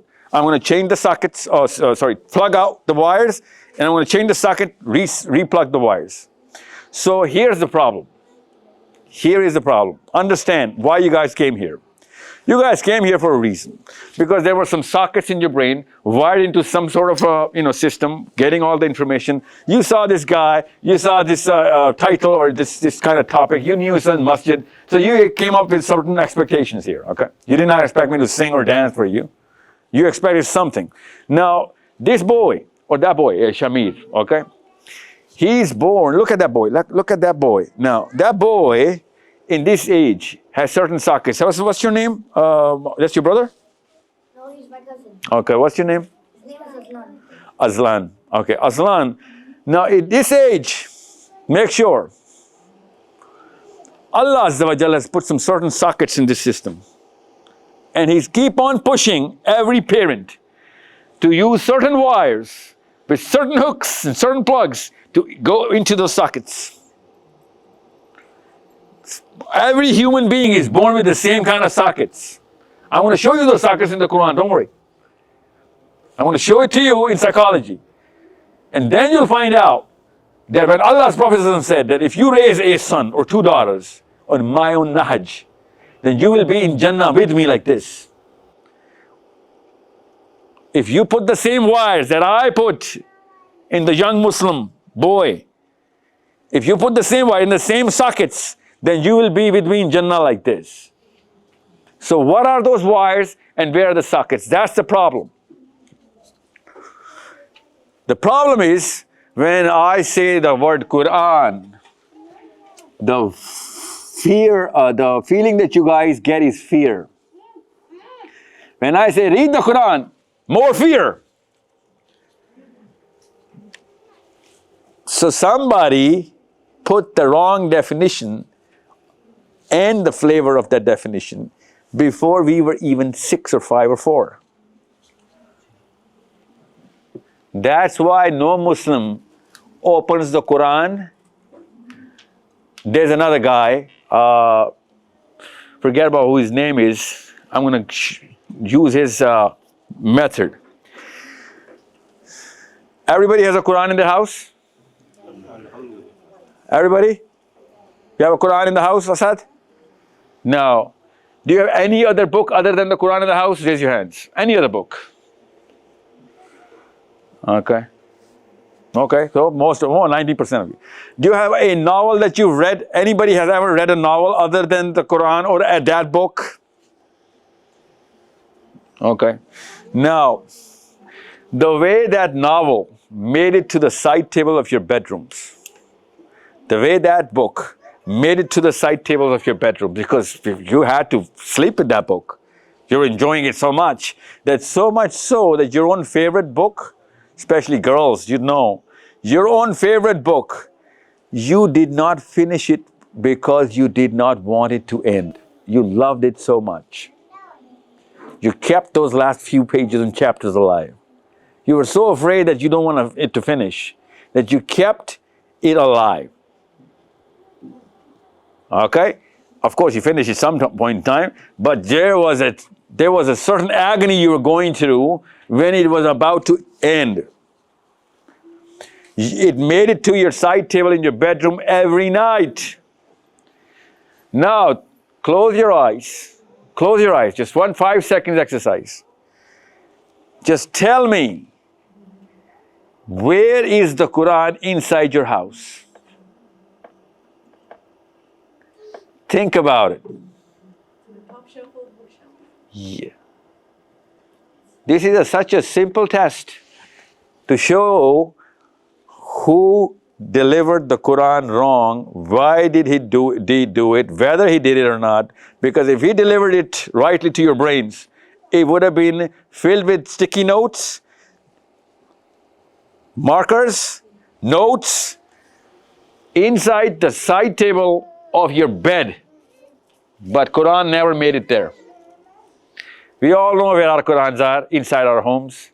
They are made to be at the farthest place from our daily use and reach. That shows only one emotion, that we are afraid to go near it. And even if we read it, another test.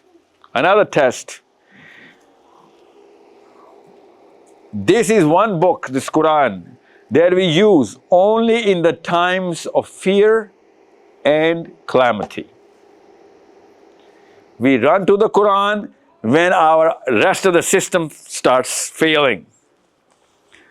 That's the problem that any psychologist is going to tell you, that this is like a superstitious medicine that you've come up with?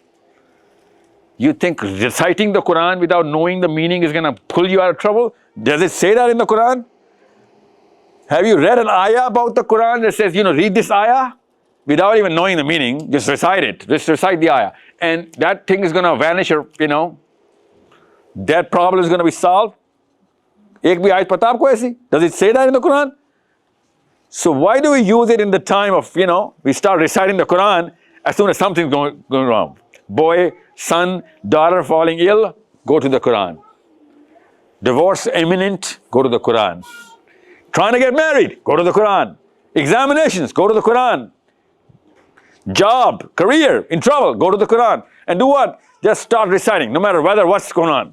And in the Quran, the verses that you're reciting most probably are Azabun Alim. Ya ayyuhal munafiqun. You're reciting that. Ya ayyuhal munafiqun. And you're thinking, oh, my job is, my job, my son, my health, my child's health. This is the use of the Quran. You don't even know that Allah is actually telling you that I'm going to punish you. Afala ta'khilun. You're not even going to open the brain. You're just going to keep reciting it, not even think about it. Even though I put these ayahs in the Quran, la'allahum yatafakkarun, so that you can open your mind and think, ponder, and put this book to some use. No, we're not. We are trying to put the feeling of reading the Quran to some use. That's the feeling. Just reciting the Arabic, right? We don't even know what it means. So what happens to this book? Hadil, you write a book, becomes the #1 seller. #1 seller. And also, in brackets, they say, the New York Times writes a review about your book. This book is sold most amount of time in this year, but never read. Think about it. This is the review of your book. Most amount of copies sold, but never actually read. Next year, the review comes in of your book. Most amount of copies sold again. Recited, never understood. Then the third year, you write a book, and then the review comes in. Look at the book review. Most amount of copies sold. Read by people who don't even understand the language. These 3 titles we give to the Quran every year. The book read by people who don't even understand the language. Read by people, never read by people who bought it. The most amount of books sold which will never be opened. That's the Quran. Now you understand the delivery method. This is an indicator. This is an indicator. Because mommies and daddies, you let the most incompetent man who was the delivery boy of the Quran, the most incompetent delivery boy, in front of Muhammad's and Aslan's, in front of Shamir's, which was the Qari Sahib, who was the worst thing that ever happened to the delivery mechanism of the Quran or any book. And you gave your son to him that, you know what, scare the hell out of my son from this book, please. Make sure he never opens this book again. Make sure he will always get afraid when we say the title of this book. And he said, oh, ma'am, Adil, how do you think I'm going to do that? And you know what you said? Just be yourself, buddy. Just be yourself. Do not try and change anything on my accord. The more you're going to be yourself, the more he's going to be afraid. The more he's going to be terrified, actually. He'll palpitate. He'll have blood pressure issues the moment he's going to think of you or the book. Does that happen in Syria as well? The Qur'an come and, kids just start running around, getting scared. Does that happen in Arab? So same kind of delivery method, isn't it? So here, I'm going to show you how to, for mommies raising kids. I swear to you, you want to prove me wrong? Produce a child who's not afraid of the Quran. Just give me one. Give me one. I will stop everything right here. On the camera, write your comments. Give me one child who is not afraid of the Quran. You know why he's afraid of the Quran? We first get him afraid of Allah Azza wa Jal, then we make him afraid of Islam, and then naturally he's going to be afraid of the Quran. That's the difference between a Muslim motherboard and any other motherboard. We generate circuitry of fear. That's the problem. That's why I'm going to show you the delivery method. Once you change the delivery method, the fermentation process will take over on its own. That's going to happen on its own. So I'm going to start taking some kids as case studies, and I'm going to show you how to read signs, okay?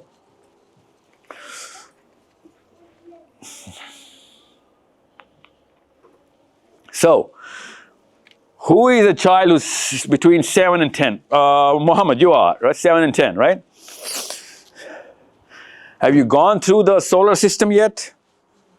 You know what the stars and planets are? How many planets do you know? 8. 8 planets are there. Listen to what I'm doing, okay? See what I'm doing right now. Mommies, look at what I'm doing. Muhammad, how do you know that there are 8 planets? I thought there were 9. Pluto is not a planet? It is? So doesn't it make 9 planets? Let's count them. Mercury? Venus. Hold on, go on. Earth. Earth is a planet? Okay. Muhammad? Earth and then Jupiter, okay.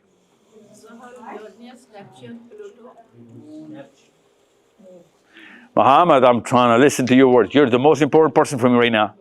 So you said Mercury, you said Venus, you said Earth, you said Jupiter, and then you said? Mars, okay, that's 5. Sun not a planet? It's the sun. The sun not a, it's a star? What's the difference? What's the difference between a star and a planet? The star is like big and big? the Yeah. planets are like small. Small. So that's one difference. Is there any other difference? The other size. You just told me the size, yeah. Anything else? Oh yeah, the temperature, yeah. Planets have regular temperature. Stars are boiling, right? Millions and millions of centigrades, yeah, okay. What else? Remember the last time you saw any of these things on screen? When? When? In my school. School, oh, okay. So, did you like it? Yeah. Yeah, why did you like it? Because it was like about the solar system and it was also interesting. Interesting, yeah. Okay. It was very interesting. Why do you think it was interesting? Because like we get to know new things and to know like. Are you not born here? Huh? You're not born here. I was born here. No, I'm not born here. I was born in Saudi Arabia. When did you come here? 2 days ago. He's just visiting. Yeah, there you go. I could sense a little bit of, what's the word? No, originality. Originality. Gee, girl this age. You have a girl, what's your name, beta? What's your name? Hajra, right? Hajra. Do you know about the solar system? Yeah? Really? How old are you? You're 11? I thought you were 6. Seriously, look at her. Okay. So, Hajra, what is the solar system?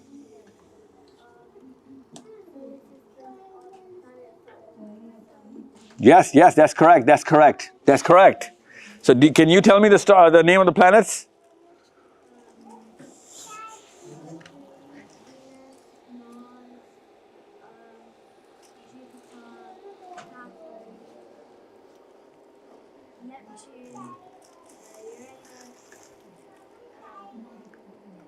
That's it, yes, that's it, because they took out Pluto, right? They kicked it out of the system. They kicked Pluto out of the system. Poor Pluto. So, can anyone tell me, Irfan? Yep. Why do you think Pluto is not a planet? Because I think it doesn't meet all the requirements of a planet. Yeah, okay. So, here's the thing. Why do you think I'm talking about the solar system and the kids? Here's the thing. Hajra, did someone push you into studying the planets and the stars and the systems? Your teacher. And when you were reading the whole physics of it, the science, did you have to memorize it?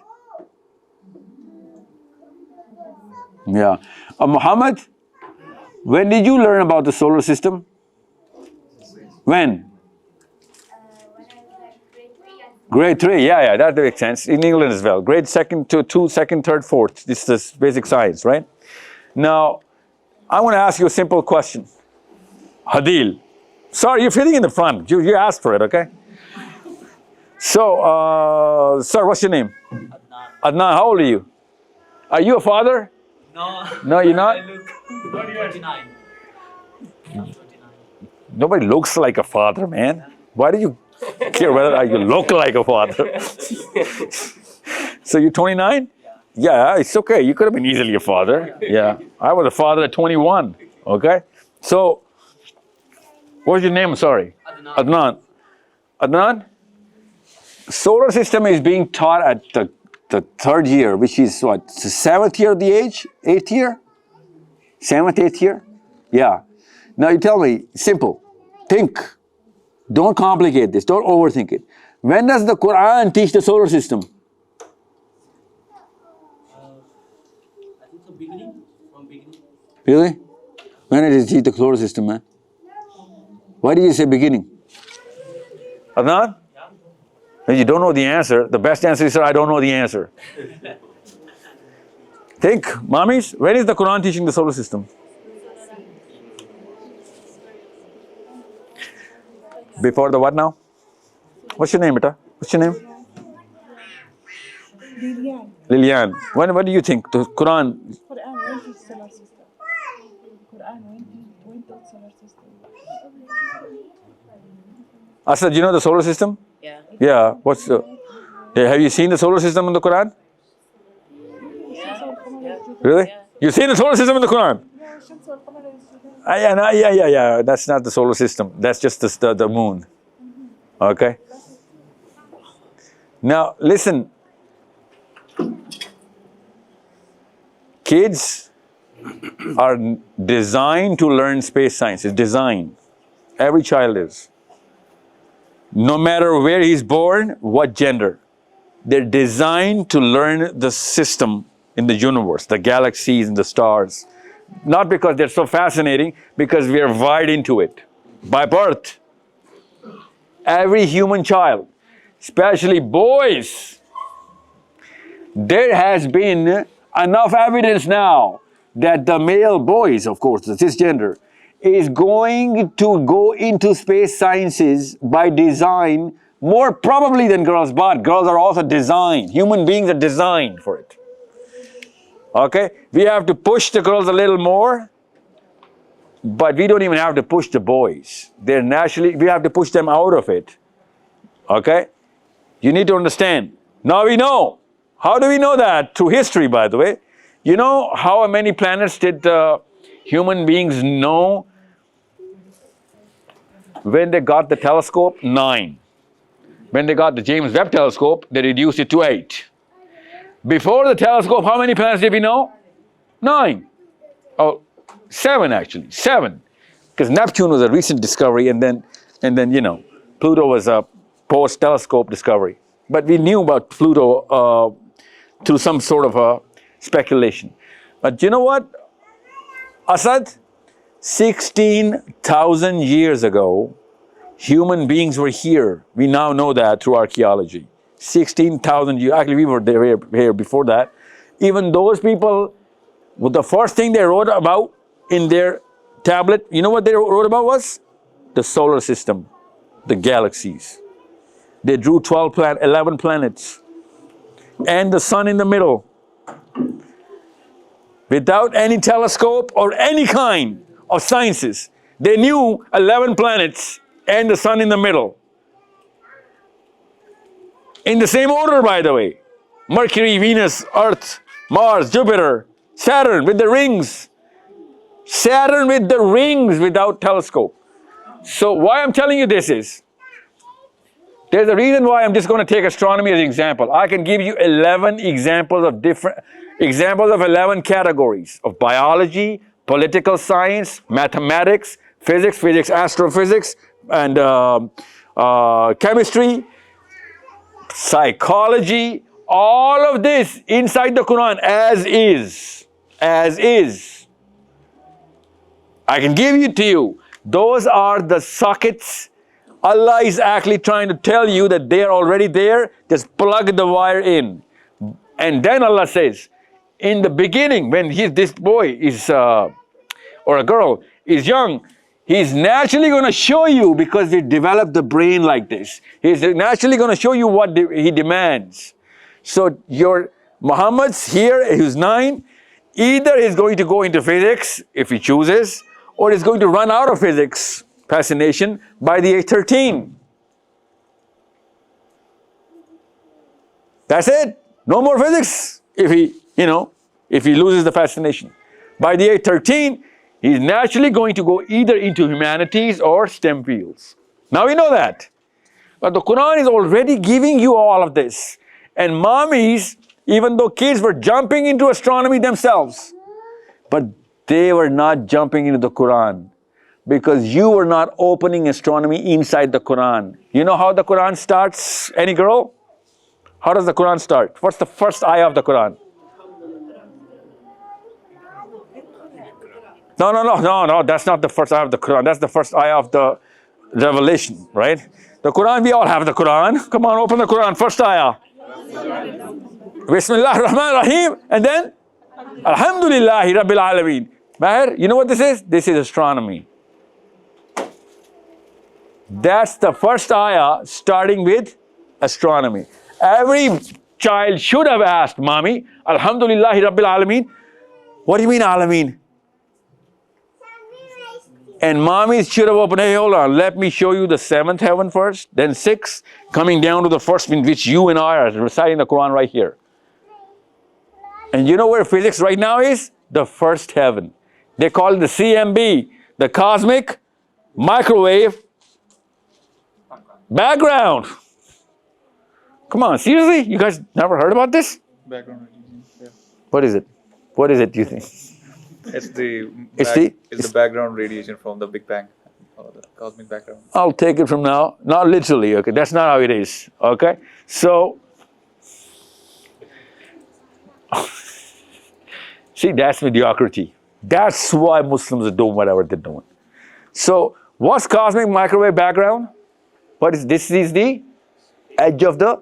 It's from the event that occurred after the Big Bang. After the Big Bang. So it's the, but right now, it's also known as the edge of the observable universe. Okay? Observable universe. That means the science says, yeah, we know, oh, Muslims, we know about one alam. We cannot know because we can't see through the second alam, or the wall of the first alam. The first universe is right there. And we can deduce some laws because of it, but we can't crack the code. We can't crack the code. I'll tell you this right now. I'm not talking about Quran and science. I'm talking about the delivery of the Quran. Make sure you understand. And your child is naturally understanding Sun, Mercury, Venus, Pluto, the Andromeda, Alpha Centauri, Canis Majoris. Every boy has a universe sandbox. Through these tablets, they know so much. But that is not part of the Quran. If that was a part of the Quran, he would have loved the Quran. He loves the parts of the Quran, not even knowing that this is Quran. And when he said Quran, he said, oh, no, not that guy. Because that Qari Sahib just beats the hell out of me. Not that book, because that book has fire in there. It's going to burn me. So, cosmic microwave background is the edge of the first heaven. In the Quran, I'll show you this right now. Allah says, مُزَيَّنَ السَّمَاءَ الدُّنْيَا. With what? You know what masabi are? Masabi is the? There you go. Masabi means lamps, literally, but the heavenly bodies that twinkle. So what is Sama Dunya? Sama Dunya is the first heaven, because Dunya is the name of the planet Earth. So when you see stars, you see the first heaven. And after that, what is after that? After that is water. No, physics does not know that. Physics knows that there's water. It does not know the layers of water. So I'm not going to turn this session into a Quran and science session. I'm here for a reason. I'm here for a reason that Quran was showing us the delivery of the Quran. Quran was showing the delivery of the Quran. But you know who's showing it? Mr. Frank or Peter or some Samantha in Newcastle teaching physics. And they're doing a really good job. They're teaching whatever they know. I've got a question again. It's a basic question, maybe it's my knowledge. The Sahaba, like, they didn't have that kind of knowledge that we have right now. No. Of course, they had the better knowledge about the Quran. No, they had a better knowledge of physics as well. Yeah, I agree, yeah. But the current knowledge we have is different, No, it's not. objective kind of knowledge. No, they had an objective kind of knowledge too. But they had more faith in those, okay, if I say that they had the knowledge about... Oh, David would have had faith. This Muhammad sitting behind you would have had more faith if he found the universe and heavens in the Quran as well. He has faith in physics, you know that? So, how do you think he has faith in physics? Because he's going through that kind of thing. That we are teaching him physics. No, that's something he's learning. How do you think he has faith in physics? Turn to explain things better way in the school. So basically, right now we objectify the thing. I don't know what that word means. Urdu mein पूछे मुझसे. Basically, जो सहाबा थे वो उनको ईमान ज़्यादा था, तो ईमान की वजह से जो है वो उन्होंने 100 साल का प्लान नहीं बनाया जैसे हम अभी बना रहे हैं, ये 100-year plan है. So उन्होंने जो है काम कर लिया वो जो है. Do you think Sahaba ने 100 साल का प्लान नहीं बनाया?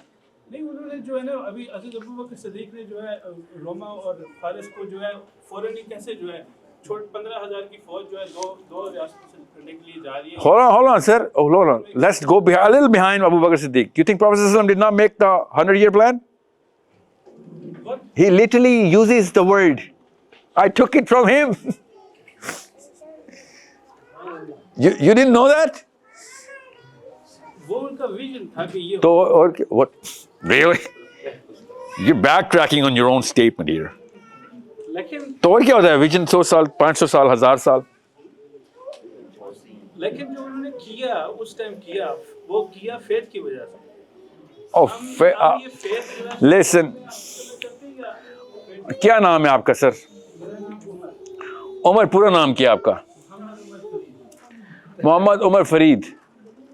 Muhammad out, Umar in, eh? चलो, I'll treat you as Umar if you're not Muhammad, right? ऐसा ही करूंगा मैं, समझ कर लूँ. 25 करोड़ बंदे ऐसे करे पाकिस्तान में. उमर, जितना उस मोहम्मद को फिजिक्स में फेथ है ना, उतना आपको कुरान में नहीं है. मैं कसम उठाता हूं. आप समझ रहे फेथ कोई रॉकेट साइंस है. Enough people saying is the truth becomes the faith. That's it. Mommy saying this is the truth becomes the faith of the son. No, hold on. Don't overthink it. Faith इतना simple है. उसको build करने के लिए साथ वाले लोगों का momentum of performance चाहिए होता है बस. You need enough people performing on the same task. It's called the herd. This is the herd. The Muslim herd is individualistic. That's why mommies plug all of these wires into our sons and daughters. Because the herd is performing like this. We have faith in the herd. We do not have faith in the Quran. I swear to God, we do not. I don't have to be a Muslim to know that. I don't have to be a psychologist to know that. I can test it right now. That if our kids believe in physics or in the Quran, I swear they believe in physics. Even though that very physics is inside the Quran. Very physics. They believe in mathematics, not the Quran. And very mathematics is in the Quran. They believe in biology, they believe in politics, all in the Quran. But we are doing is, instead of using the Quran to get those sockets fulfilled, we use these terminologies, these separations. And then you expect them to have faith in the Quran? It's not possible to have faith in two opposing philosophies, buddy. Cannot happen. We're not designed for two. We're designed for one, ahad. ठीक है वो जो हमारा माशरा सिखा रहा है वो तो साइंस की तरफ लेके जा रहा है. साइंस की तरफ नहीं लेके जा रहा, वो कुरान से दूर है. कुरान में भी साइंस है. ठीक है मैं मान लिया आपकी बात. लेकिन बात ये है कि अगर कोई बंदा साइंस के बाद कुरान की तरफ आ रहा है तो उसको ईमान आ गया. अब वो 100 साल का प्लान बनाएगा या वो क्या करेगा? आपको 100 साल के प्लान से मसला क्यों हो रहा है? आपको अपने पोते नहीं अजीज? पोते अजीज हैं. तो फिर क्या करें? लेकिन बात ये है कि आप ये बताएं क्या नाम है आपका? उमर. आप शादीशुदा है? आपने शादी बीवी के लिए की थी, बच्चों के लिए की थी? ना, ठीक. बीवी के लिए की थी या बच्चों के लिए? मैं आपसे इसे दोबारा पूछा सर. मैंने दोबारा पूछा.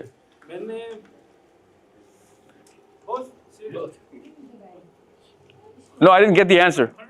You married a woman for the woman, or you married the woman for the kids? I married the woman so that I can. Did you get married for kids or not? You did? Oh, you had a 100-year plan? I thought your faith only demanded immediate action. That immediate action naturally had some results, right? In your back of your mind, everybody got married for kids. But we didn't have kids, we just got married to the woman or the man. We knew actions have consequences, and of course there's going to be some consequence. We need to make sure we married not for the girl's looks, but for the culture of the girl. Best case scenario, the philosophy of the girl, right? Why are we choosing philosophy of the girl? Because we have a 100-year plan. Otherwise, we would have just married beautiful girls only, regardless of their philosophies. But we get married to girls because of the kids, right? I've been to the Sahaba. Focus on the Sahaba. What they did. Do you think they were marrying without thinking they were going to be kids? the way they dealt with the system, you know, they basically they fought, you know, like they were.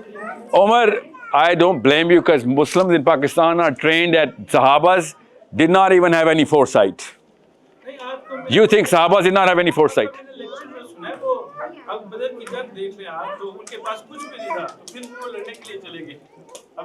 Sir इसका क्या ताल्लुक है मेरे इस case से? तो मैंने कहा फेथ ना आ जाए आप लोगों में, फेथ के खिलाफ आया हूं मैं आपको बता रहा हूँ फेथ की टेक्निक होती है, आप उस टेक्निक को कह नहीं नहीं सर आगे का नहीं सोचना, बस जो आ जाओ कर दो, क्या हो गया आपको? कुरान खुद फोरसाइट दे रहा है, नबी मेरा फोरसाइट दे रहा है, आप कह रहे हैं साहबा में फोरसाइट नहीं थी? ठीक है, लेकिन उन्होंने जो किया वो तो लगता था कि वो आपको लगता था सर, असल में नहीं था, आपको लगता। अब्दुल रहमान बिन औफ की एतराज पढ़े जो है तो सर आप सुनते नहीं हैं, पता है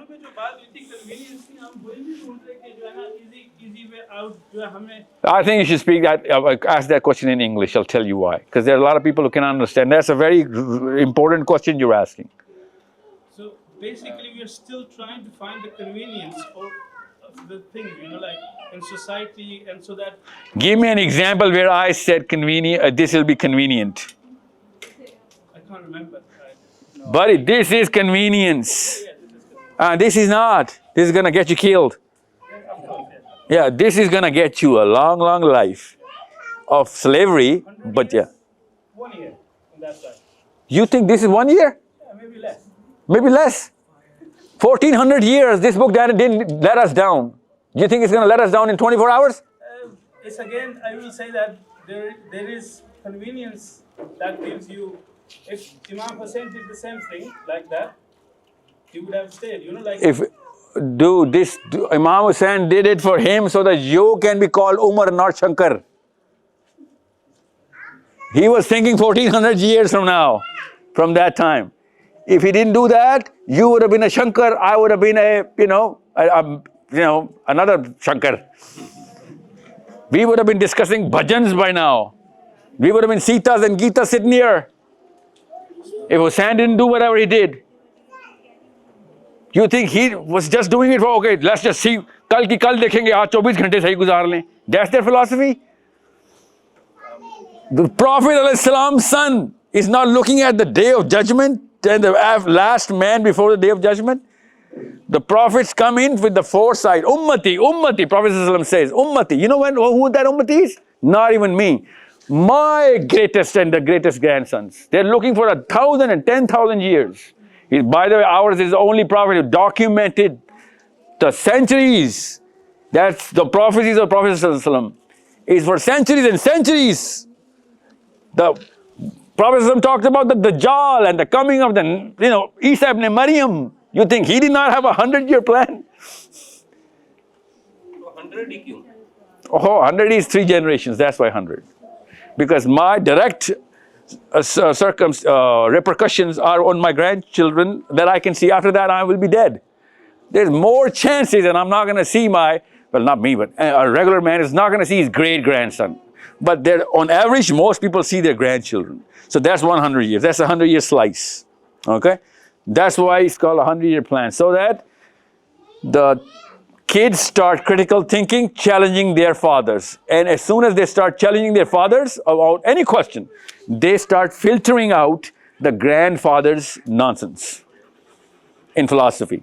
And if they do their own research, their own worldview based on, so this becomes a distilled process. Otherwise, whatever I'm doing right now, I'm a lot of my grandfather. Because my father didn't stop the whole chain of thought and philosophy. Isliye, whatever we are, whatever we're going to die. Sunnis are going to die Sunnis, Shias are going to die Shias, Chinese communists are going to die communists. They don't think themselves out of the system. They just follow, they're the cogs, they're just cogs, faceless cogs. They're not human beings. Part of the machine, rolling around, same thing. That's why we need these things. See, Hadil, first thing, priority. You don't have to work towards it. Asad, you're born with it. There are no coincidences in Islam, okay? Allah chose you to be born in wherever you're born so that you can get that skill. You gotta put that skill to some use. Okay? It's not a luxury, it's a responsibility. And all of this I chose because all of this is the subject and knowledge of the Quran. The Quran teaches us mathematics, or learn it. You need those Fields medals in Muslims now. If we are not going to aim for Fields medals, we are not going to represent the Quran. I'm going to send it. You have a group mate for these people? Where's the girl who? Okay, well, assuming you guys are in the same group, I'll send you a book by a Muslim on the Quranic mathematics. And you'll find out how human beings have now charted and chalked out as much as our minds can of how Allah Azza wa Jal used mathematics to write this book. Simple right there. So that you would understand that our God is a God of qadr. A qadr means proportion. Qadr means specificity and precision. Okay? So if our God is a mathematician, He writes a book based on the balance of mathematics, and we're not learning mathematics. Allah Azza wa Jal says, produce an ayah like this if you can. You know what that means? That means use the same formula that I did. You can't even comprehend the formula. That's why the Arabs couldn't produce the same ayah, because they knew that this balance they cannot create or produce. That's not a challenge of poetry. That's a challenge of mathematics. Now, why am I telling you this? I'm telling you this so that you would see mathematics here. You would see physics here. You would see biology here, politics, political science here. And then you would train your child that, you know what, you're 4 and 5 and 6 and 7 and 8. You need to learn these so that you can understand the Quran. Let me give you an example. Let me give you a very simple example. فَلَا أُقْسِمُ بِمَوَاقِعِ النُّجُومِ. Allah says in the Quran, فَلَا أُقْسِمُ بِمَوَاقِعِ النُّجُومِ. What does that mean?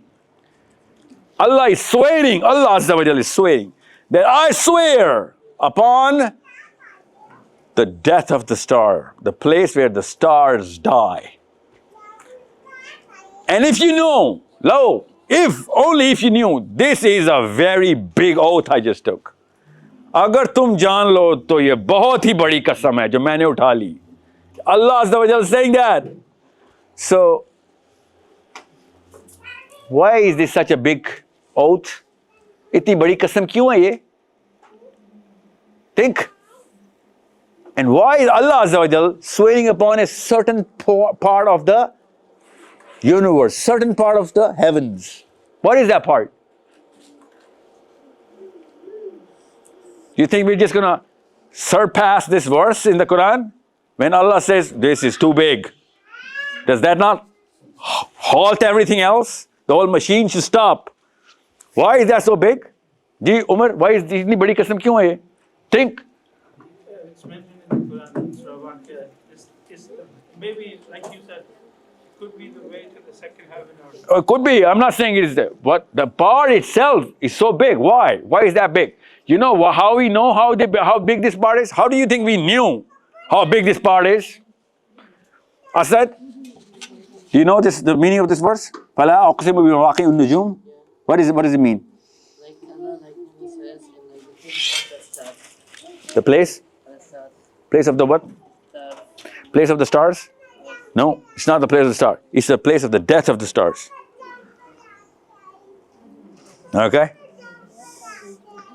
بِمَوَاقِعِ النُّجُومِ, the star is dying. It's falling down. Literally falling down. Okay?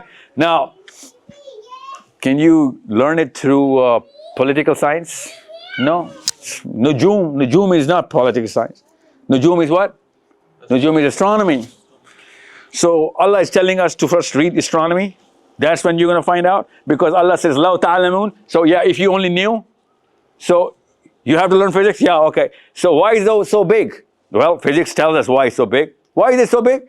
Because there is nothing bigger that physics knows of.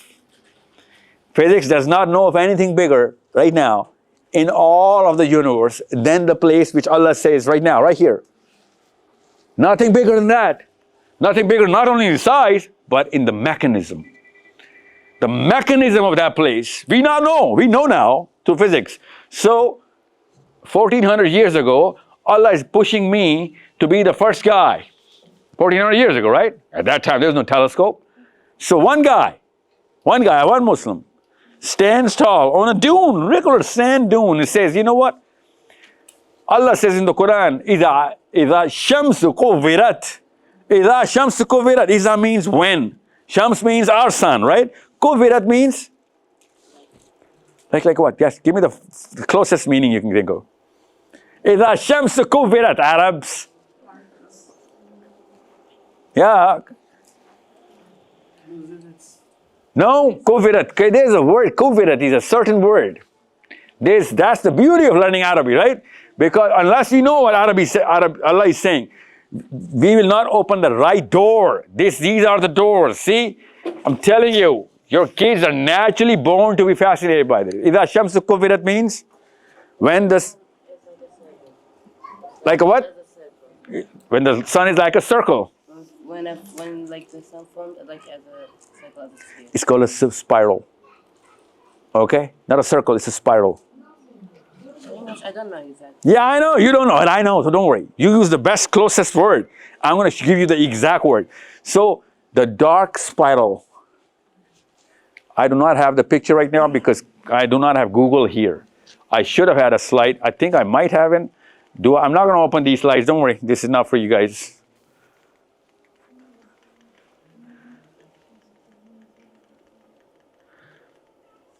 No, not here, not here. No. Can you just I'll show you how Abdullah bin Abbas stands in front of people. People say, this sun will be darkened. How will this star be darkened? This is a burning star, burning forever since. And even if it darkens, how does a star darken or die? And you know what he does? He says, come here, man, give me your turban. And he opens the turban of that guy. And he starts turning the turban. You know, when you have to wear a turban, you have to turn it around, right? On its own self. Right? So he starts turning the turban. And he says, see how I'm turning the turban? This is how a star dies and turns black. Now you Google up right now, Google it up, how a star dies. What does it look like? And you'll see the spiral of the star going black. Like a spring, yeah. Without a telescope, Abdullah bin Abbas knew that.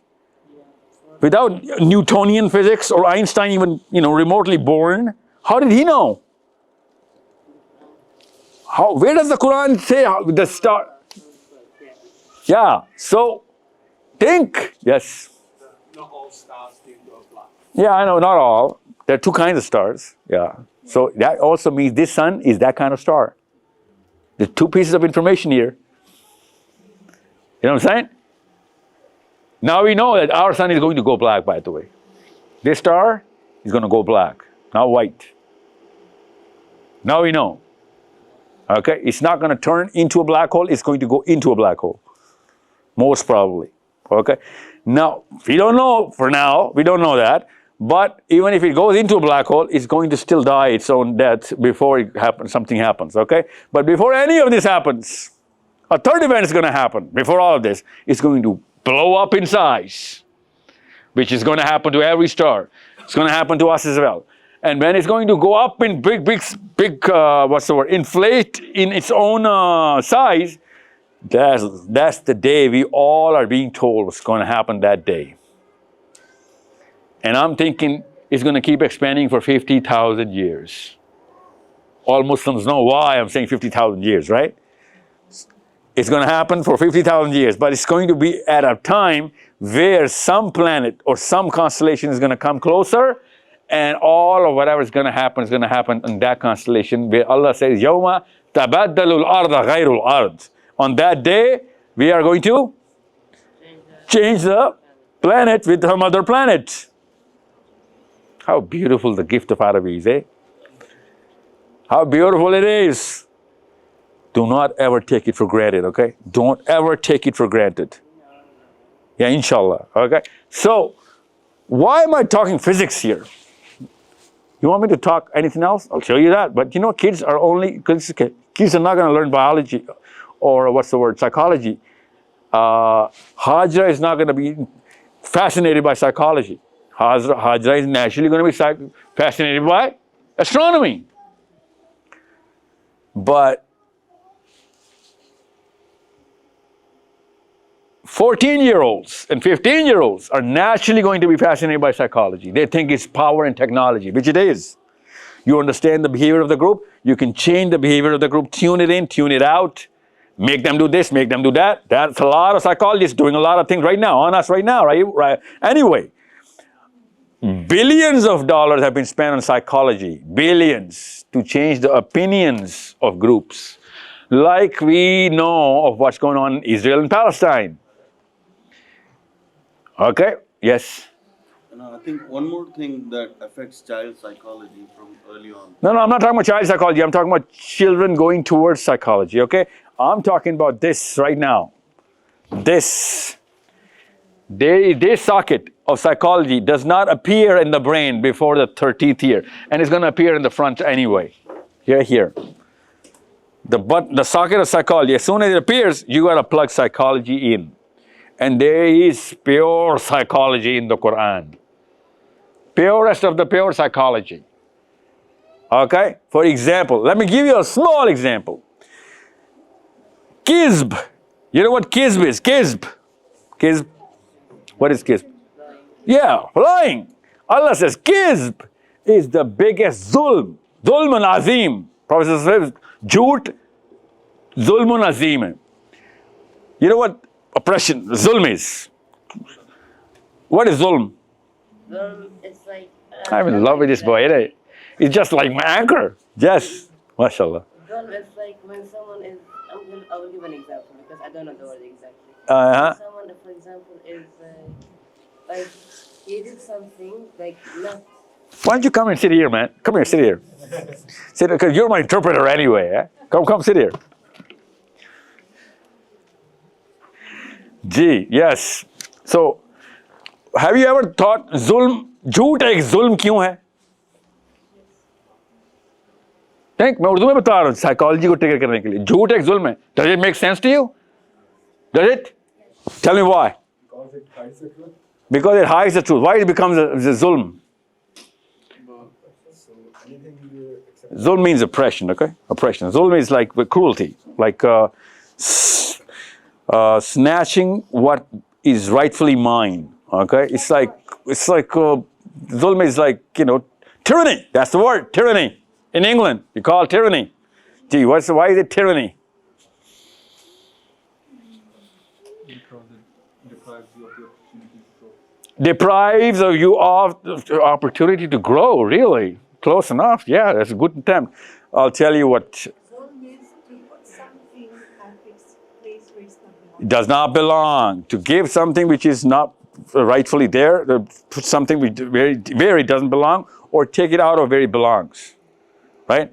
So here's the thing. In psychology, we know that if I am trying to commit falsehood or speak something which is a lie, as a child, think about it, or as an adult, जैसे ही मैं झूठ के लिए तैयार होता हूँ, as soon as I start preparing myself for a statement which is a lie or not the truth, my whole body and my system, from my amygdalas to my lobes to my prefrontal cortex to my neocortex to my limbic system, starts crashing down. I'm going against the very organic system, and I know that my system is crashing.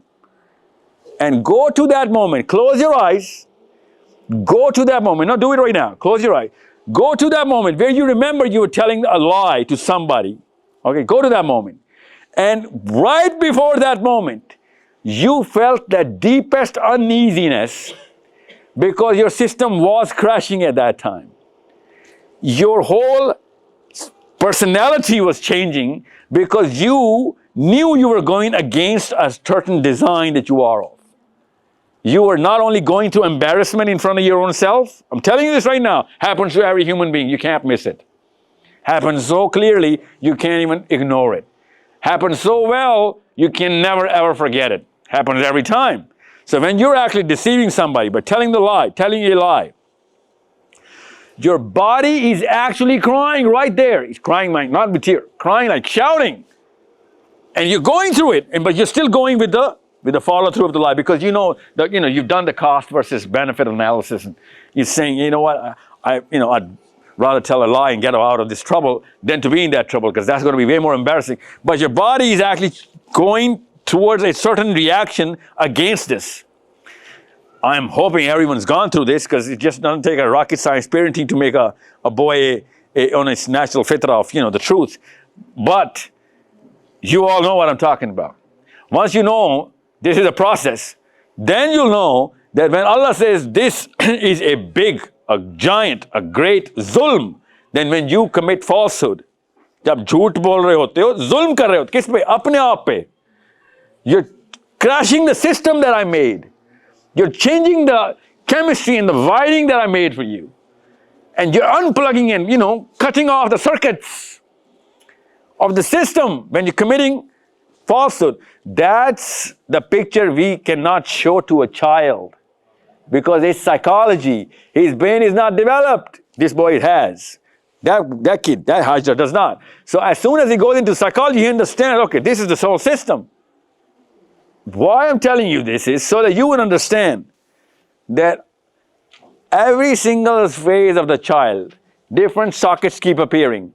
And you do not plug the Quran in there by showing him what he is going through anyway, because Netflix is showing him. That's why he's on Netflix. YouTube is showing him. In the language he knows, he likes, in the language he fears and fascinates at the same time. That's the language of, stories. That's the language of heroes and villains. Heroes and villains. The Quran is the story of heroes and villains. He can read every story, watch every movie. Imagine, if I give you any book, Mavish, if I give you any book and I tell you to finish it in 3 hours, or read it for 3 hours, don't finish it, just read it for constantly 3 hours, it will become a burden on you. It will literally become a burden on you. 3 hours, you have to keep reading this book. Have you ever read a book for 3 hours straight? You always take a break, right? You always take a break, but whenever you have to watch an Indian movie, 3 hours pass like this. Imagine that. Your focus doesn't drop for a second. If I ask you to recite me any 10 or 12 quotes from that book, you will never. But if I ask you to recite any dialogue from that movie, you'll remember probably 20 of them, maybe 50 if not all. Imagine a 3-hour movie doing magic, mu'jiza, akramat. No. You know what the movie's doing? That movie's plugging into the right sockets. And that book is not plugging into the right sockets. Now, the trick is, the book was about the movie. You couldn't read the book. You saw the movie. Gave you Harry Potter to read. Couldn't finish it in time. Gave you Harry Potter to watch. You finished it twice. You watched it twice. The delivery method matters so much. That's why the Quran became the hardest book to read. That's why nobody reads the Quran. Because the delivery boy, using the exact opposite of how a brain actually gets fascinations in. Same boy is on YouTube and Netflix, same kind of concept, literally same concepts a lot of times. Going crazy about it, telling friends about it. Imagine a Muslim reads the Quran running to the neighborhood, look what I read, look what I read. Never happens, right? If anything, they start hiding it. I'm telling you, जिसको किताब पसंद आती है, दुनिया में हर बंदे को देता है गिफ्ट भी. ये पढ़, ये देख मैंने क्या पढ़ लिया है. Everybody goes through it. That's natural human design. We love a thing, we start spreading it. We start boasting about it actually. Quran देते हुए कभी ये वाला phenomena हुआ? No. Because we know he's also not going to love it because I don't love it. We scare him into it. Ye nahi padega, azab mein jalega. So how does this happen? Well, it happens very naturally. Who's going to teach us? Who's going to train us? Okay, sir, what is the delivery system? How do we get trained? Well, this is going to train us. This was the training manual. This was the professor. He was asking from when 4, he asked for some things.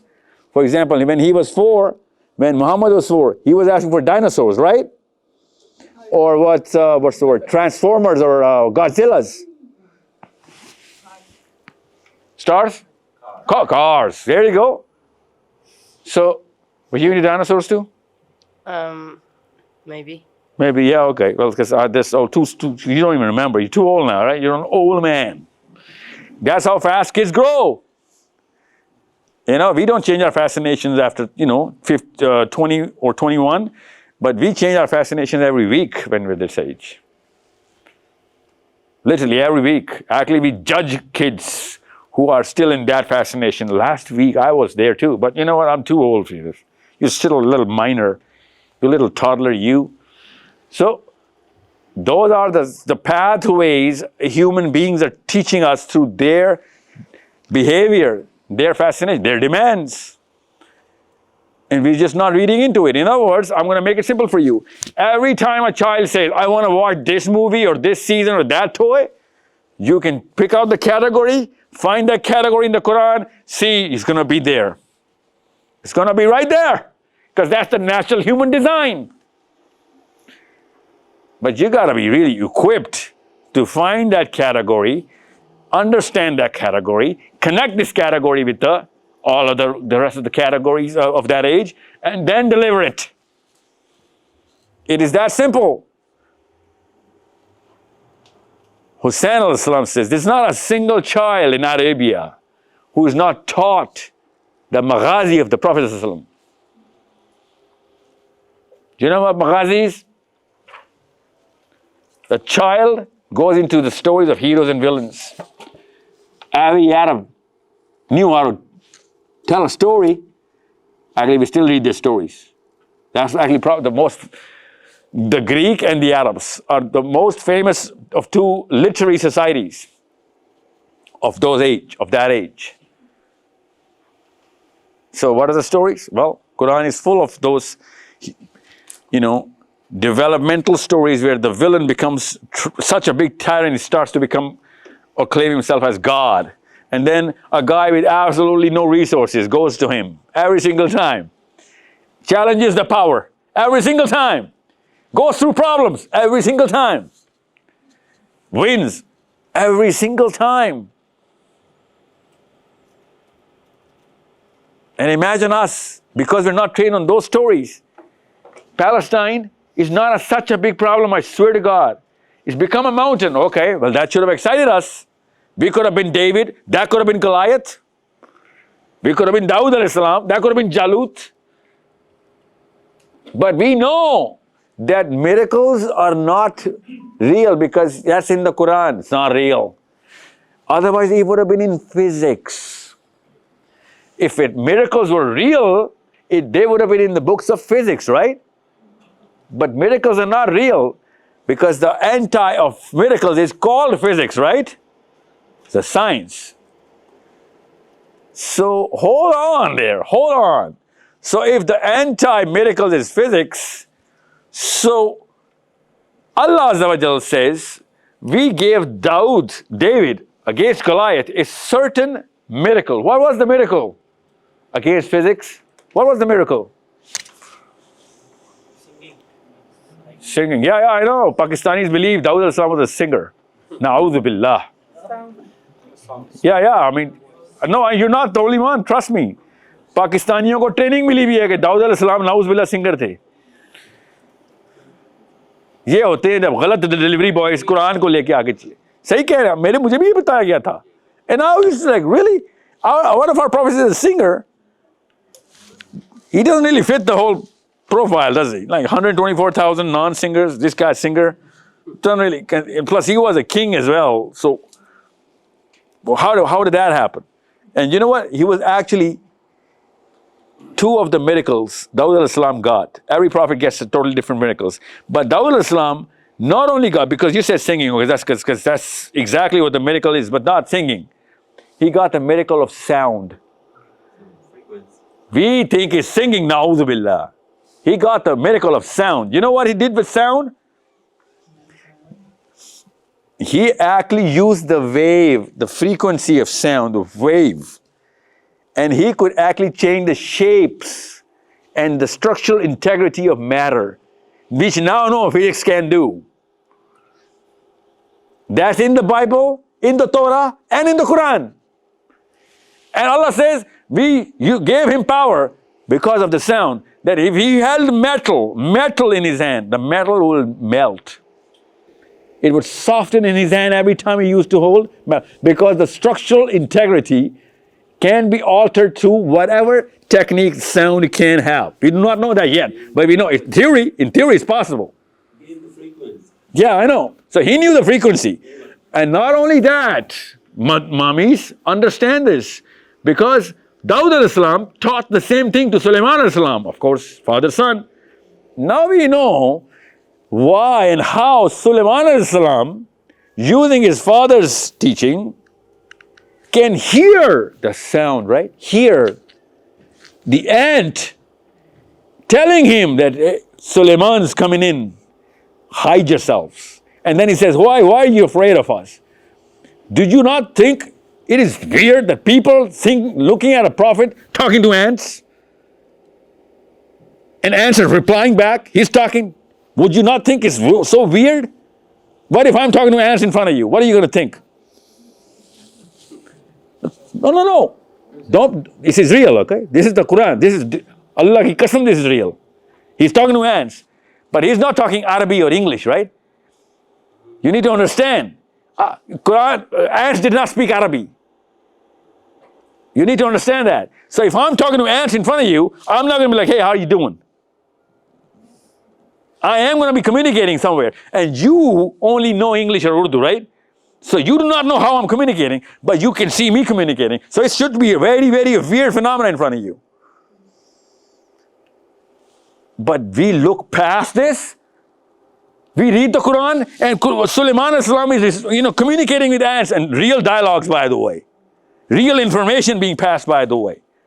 Real bird coming to Sulaiman al-Islam, talking about the Queen of Sheba. Real bird, talking about real things, happening for real. People are just looking at it, and no one's saying a word. You think it's not a small matter? It's a very big matter. No, not the event. Us going through it without looking at it. Us not even noticing कि इतना बड़ा वाक़या हो रहा है और हम देख भी नहीं रहे. We don't even see that the magnitude of this event. You're going to call me a psycho if I start talking to this projector right now. You're going to walk out at this guy is a nutcase if I start talking to this projector, if I claim to. Forget the claim. I'm actually talking to you, hey buddy, how you doing? People are listening. Do not show this slide. You're going to walk out. But prophets talking to ants, prophet talking to birds, and no one's noticing it? Oh no, everyone's noticing it. Not only that Prophet Sulaiman al-Islam opens the bid for the third temple in the Bible. The third temple is built. You know what's the condition of the bid?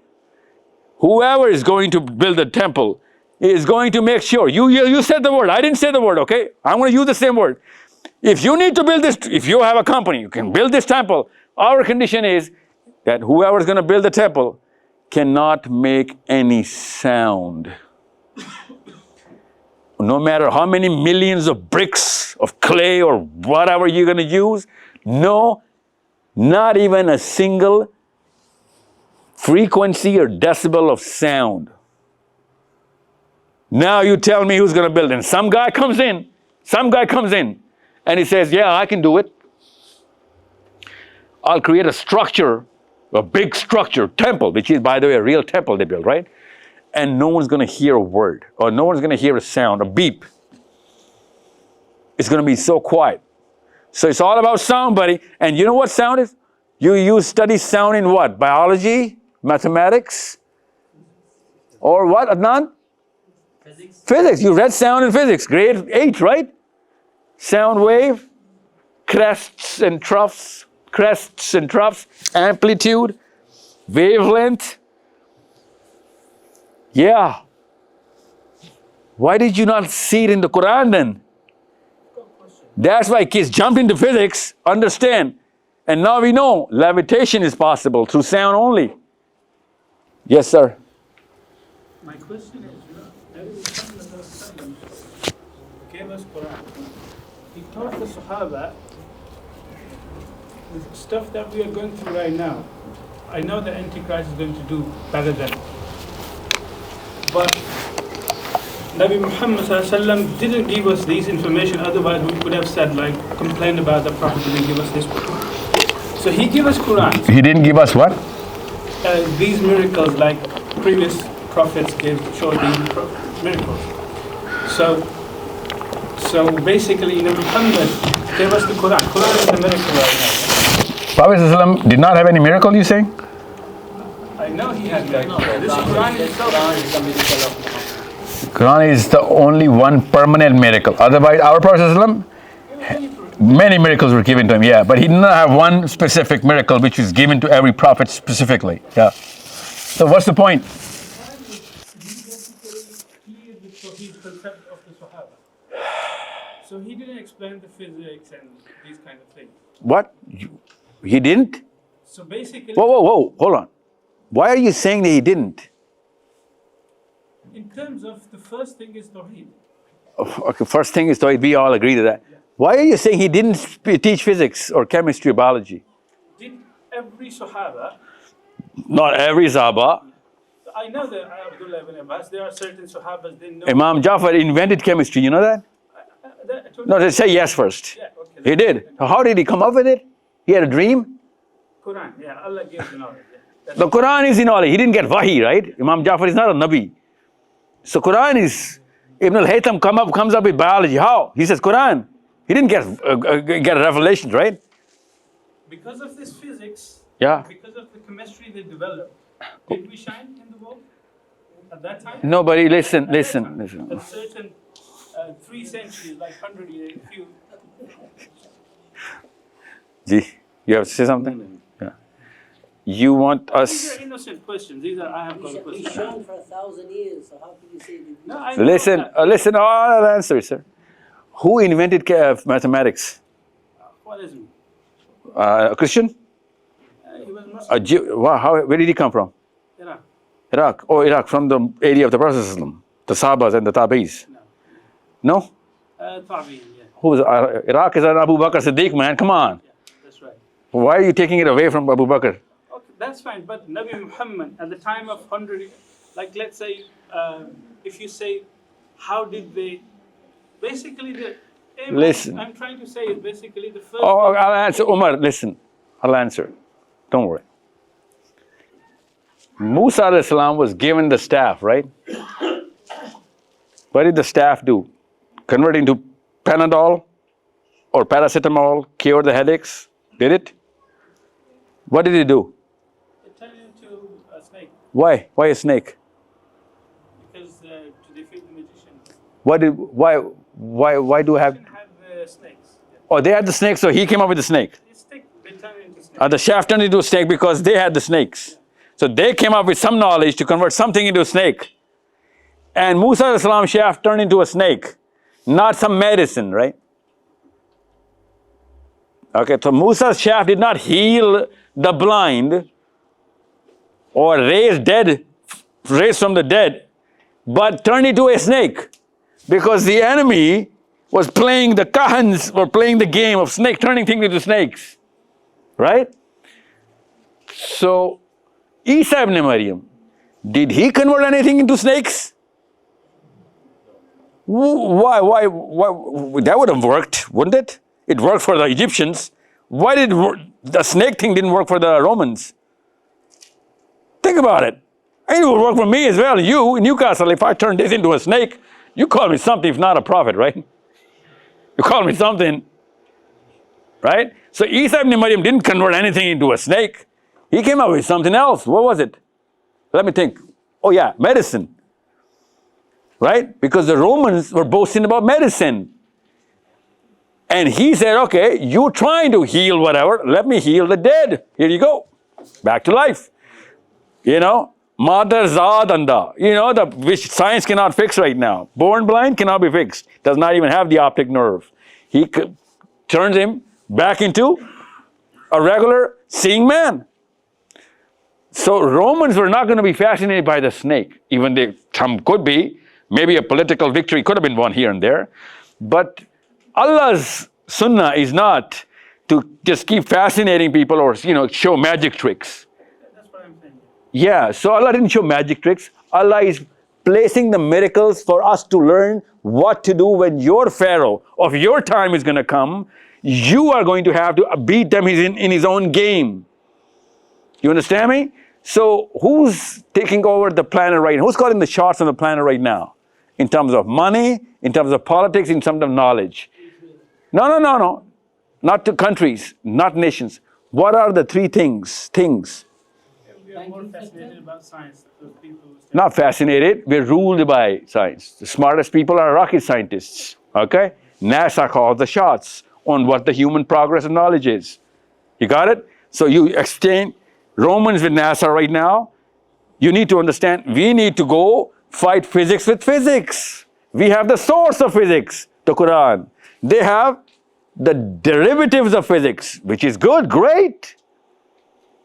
How are you going to defeat Antichrist then? No one's going to defeat the Antichrist except Jesus alayhi salam. The guy who can undo the dimension he's going to come from. Because he's going to be imitating Jesus. Why are you worried about the Antichrist, man? I'm worried about Netanyahu right now. Forget Antichrist. Same place, different guy. Why are you worried about Dajjal, man? Why? It's too... I mean, like, he will be clever enough, yeah, to see that. No, that's a different point. But you see what we... See, listen. The Quran is the Musa alayhi salam's asa. Quran is the Isa alayhi salam's dam. Quran is the miracle. Understand? It's not a metaphor. When Adnan says Muhammad sallallahu alaihi wasallam got the miracle of the Quran, you know what that means? We are holding the shaft of Musa alayhi salam. We're not just converting into the snake. We're just not doing it. It can convert. We just don't know where the buttons are or what to say. We can create whatever Allah's prophets did to the, you know, to their pharaohs and their Romans.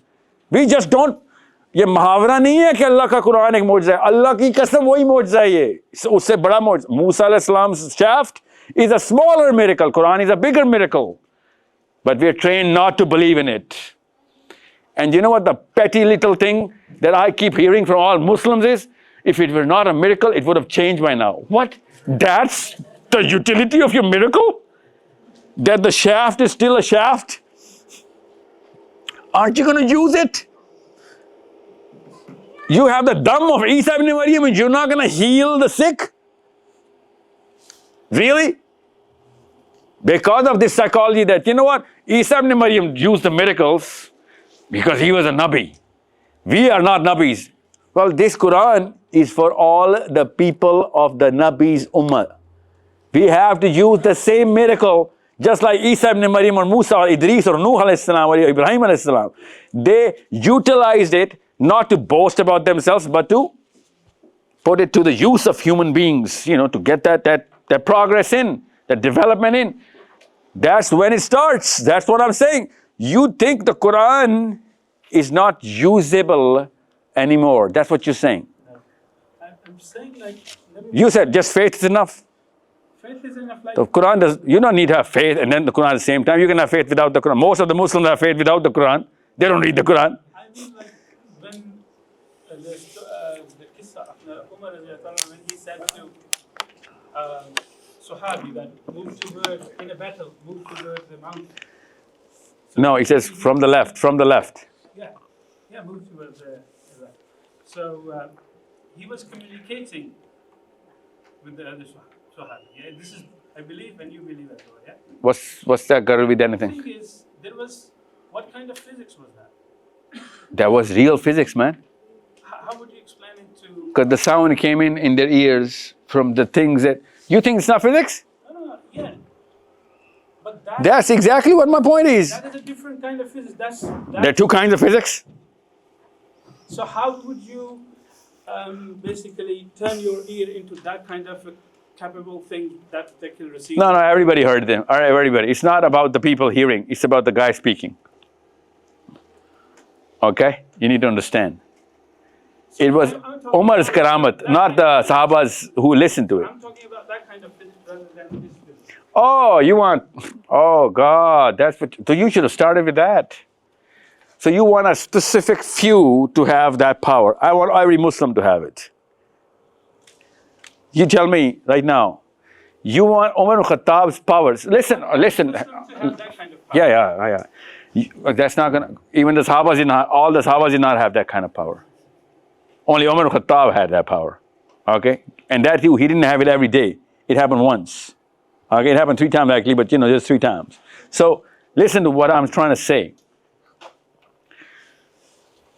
Does Donald Trump has that power? But Umar Khattab had? No, the answer is nobody. He's not even a Muslim, okay? And he's got real ill intent, I'm telling you. Okay? Because these people are all about powers. Nawaz Sharif has that kind of... Really? You think Nawaz Sharif is... Why aren't you saying anything, man? Yeah, he doesn't.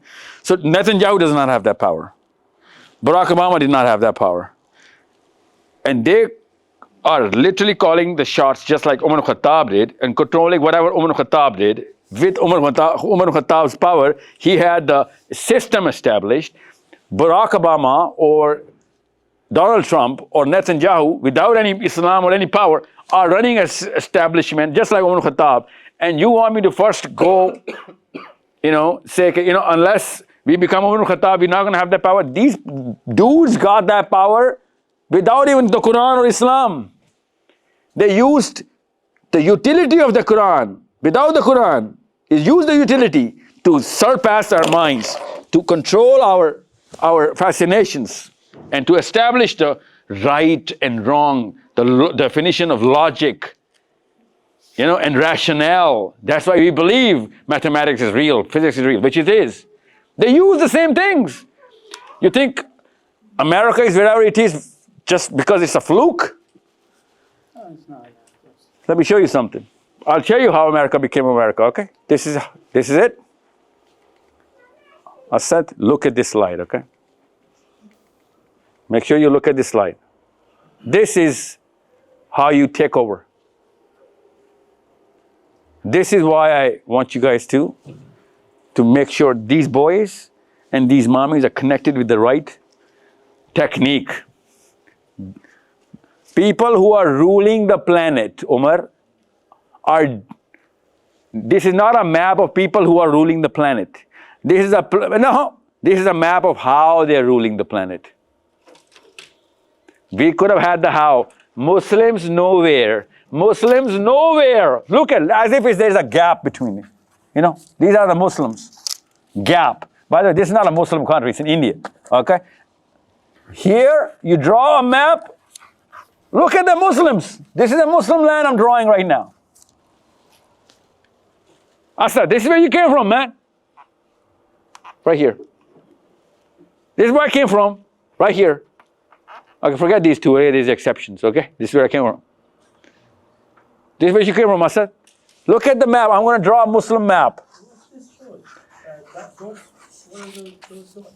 I'll show you what these dots are. I'll tell you what these dots are. You know what these dots are? These dots are the ayahs of the Quran understood and applied by non-Muslims. This is the map. Ayahs of the Quran applied, understood, and utilized by human beings. Now you tell me any Muslim is applying the ayahs of the Quran. I'm curious about the Pakistan.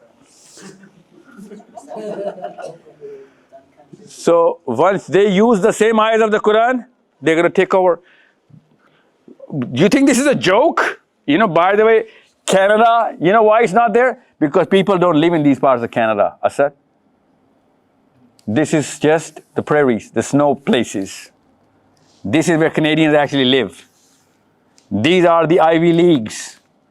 UFT, University of British Columbia, right here. Right here, right now, right here. This is the Harvard. and the Yales. This is Berkeley. This is Oxford. This is Cambridge, where you guys are. So this means that They're applying the Quran. Does that not? They're applying the Quran. This means the Alameen. This means Muzayyana Sama' Dunya. This is what it means. This means Iza Shams Kufirat. This is an Arab boy who is 13. Yeah. 13. Now you tell me, a Pakistani Muslim or Indian Muslims, Allah says, call the name of the surah Taqweer. What does it mean, Taqweer? No. What does Taqweer means? I don't know how to Yeah, explain you can't think, whatever. Just try. it. When I told you it was like a circle, but you said Yeah, it's not. exactly. Yeah, no, in that way, that's not a circle, that's part of it. In this case, it's a circle, because it's called a sphere now. Yeah, a sphere. Sphere, yes, sphere. And in that case, not a sphere, it's a spiral, okay? Circular things, but Arabic has the power, man, come on. So, Taqweer means spheres. By the way, Taqweer का असल में मतलब उर्दू में बताता हूँ. Taqweer होता है गोले बनाना. Okay? You know why Taqweer is called Taqweer? Yeah, they know why. These guys know why. Because it's talking about the end of times. End of times. You know, the Prophet says, if you want to see heaven and the day of judgment and Jannah और आखिरत का दिन देखना है आपने, सूरह तकवीर पढ़ो, ख्वाब में नजर आ जाएगी. इन्फितार, अंशिकाक, तकवीर. You know what the topic of Surah Taqweer is? Have you gone through Surah Taqweer in the Quran? How does it start? إِذَا شَمْسُ كُوِّرَتْ. Every heavenly body which is spherical is discussed there. And Muslims right now, जो कि तज़किया कर रहे हैं बैठ के मौलवी साहब सारे, कह रहे हैं अर्थ तो है ही flat. Earth flat hai. You know, that's the only remaining human beings are the Muslim clergy who think the planet Earth is flat. Even though Surah Taqweer is saying spheres, Allah creates spheres.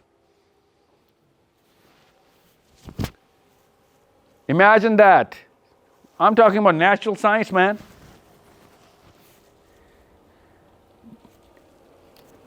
You know what the speed of light is? Speed of light, do you know what it is?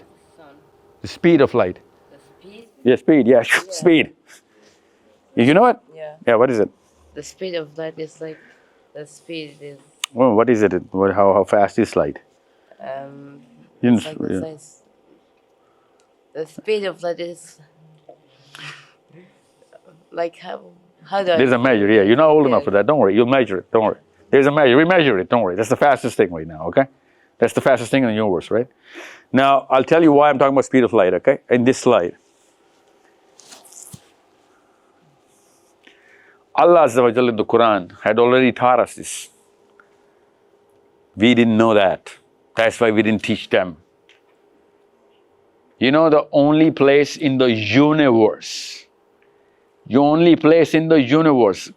is speaking to the only place in the universe. You know what that is? That's planet Earth. Quran is talking to the human beings on the planet Earth, right? Right? Yes? The only place in the universe, let me show you like this. Hold these things. Come on, let's stand. Let's do a little demo. And this is like show and tell, okay? You are going to hold this. No, as far from you as possible. Okay, far. No, stand here. Just put your arm out here, like here. Okay, look at this. This man is planet Earth. Okay, that man is planet Earth. So this is his head is planet Earth. People are looking at this. This is the moon. Tiny little moon. Yeah, this is too big. If this was the moon, his head would have been a lot bigger, okay? As if it was planet Earth. So look, just hold on to this. This is the moon. This is the sun. Somewhere here. Because the moon is orbiting the earth, right? Sun is somewhere else. But sun is way, way, way bigger, right? So if that was the moon was of this size by proportion, the sun would have been bigger than this building right now. So I'm just giving you just a little, demo here, okay? Now, this is what the Quran has given us. We didn't look through it. The only place in the universe, which is the planet Earth, where two spherical bodies, sphere, two spheres, which are at a difference in size which is to the millionth of each other. So the moon is 1,000,000 times smaller than the sun. But on planet Earth, the sun and the moon are at the distance where when the sun comes in front of the moon, they are at the same size. You need to understand the beauty of all of this miracle. Now you need to understand what I'm saying here first. The only place in the universe where the size of this star, the biggest star in the solar system, becomes equal to the size of the smallest body in the solar system, which is the moon. They have to be the exact same size. Where? Well, it has to be on the surface of this planet Earth. Anywhere you go, you'll see the difference in the size of the sun and the moon, except on planet Earth. On planet Earth, they become the same size. That's why whenever there's a lunar or a solar eclipse, they hide each other perfectly. You understand me? Now, I didn't get to have to read science through this. This was written in the Quran. We could have easily measured the distance, and not just that, we could have measured the speed of light. You know why? Because Allah calls the moon with a certain name. What's the name? What does Allah call in the Quran, the moon in the Quran? And the adjective about Qamar is, the attributal name is, what is Siraj and Munira? What is it? What is Siraj and Munira? Come on, think. Allah calls sun with a certain attributal name and the moon with a have you never heard the word Siraj and Munir? Really? Yeah, really. So, here is the best part. You know how long the speed of light, which starts from Earth, goes to the moon, comes back to Earth. You know how long that is? That is exactly equal to 1 second. We knew the speed of light and the unit of time inside the Quran because of the placement of the earth, the moon and the sun, and the Quran telling us how to use it. That is the only celestial body on the planet or in the universe, especially in our solar system, where the light takes only 1 second to do this to its own planet. Go there and come back. You understand what I'm saying? These are not coincidences. These are Allah's channels of teaching us. If you had just a little bit of brain to use in your very Arabic that you learned, to read the very book that I wrote, you could have gotten the basics of everything and every law would have come to you. That's, by the way, how they came up with the speed of light. By the way, how we get to know what is the unit of time. Somebody else had to come up with it, even though we were sitting on it all this time. Imagine this book talking to us in these fields. You can sit now. You can sit down. Sit down, thanks. This book, having this kind of knowledge, does not fascinate even a single Muslim to write anything on nature or science. Not a single Muslim. Coming, and they are Muslims who write about nature and science. They do not get fascinated by the Quran. So you know why I need you guys to put babies into these articles, these subjects? So that here we get those blue dots, and then Muslims take over the intellectual capital of the world. That's that simple. Once you get the intellectual capital, look at this map. Do not forget, especially these countries. Do not forget these countries, especially these countries. Let me show you. This is how you should look at education. I know how Muslims look at education. Look at this. Well, these lights are too much. Otherwise, you would have. You need to understand. Let me show you this.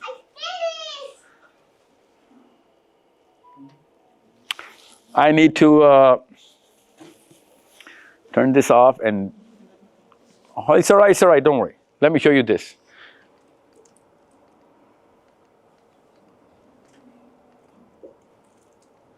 Look at this.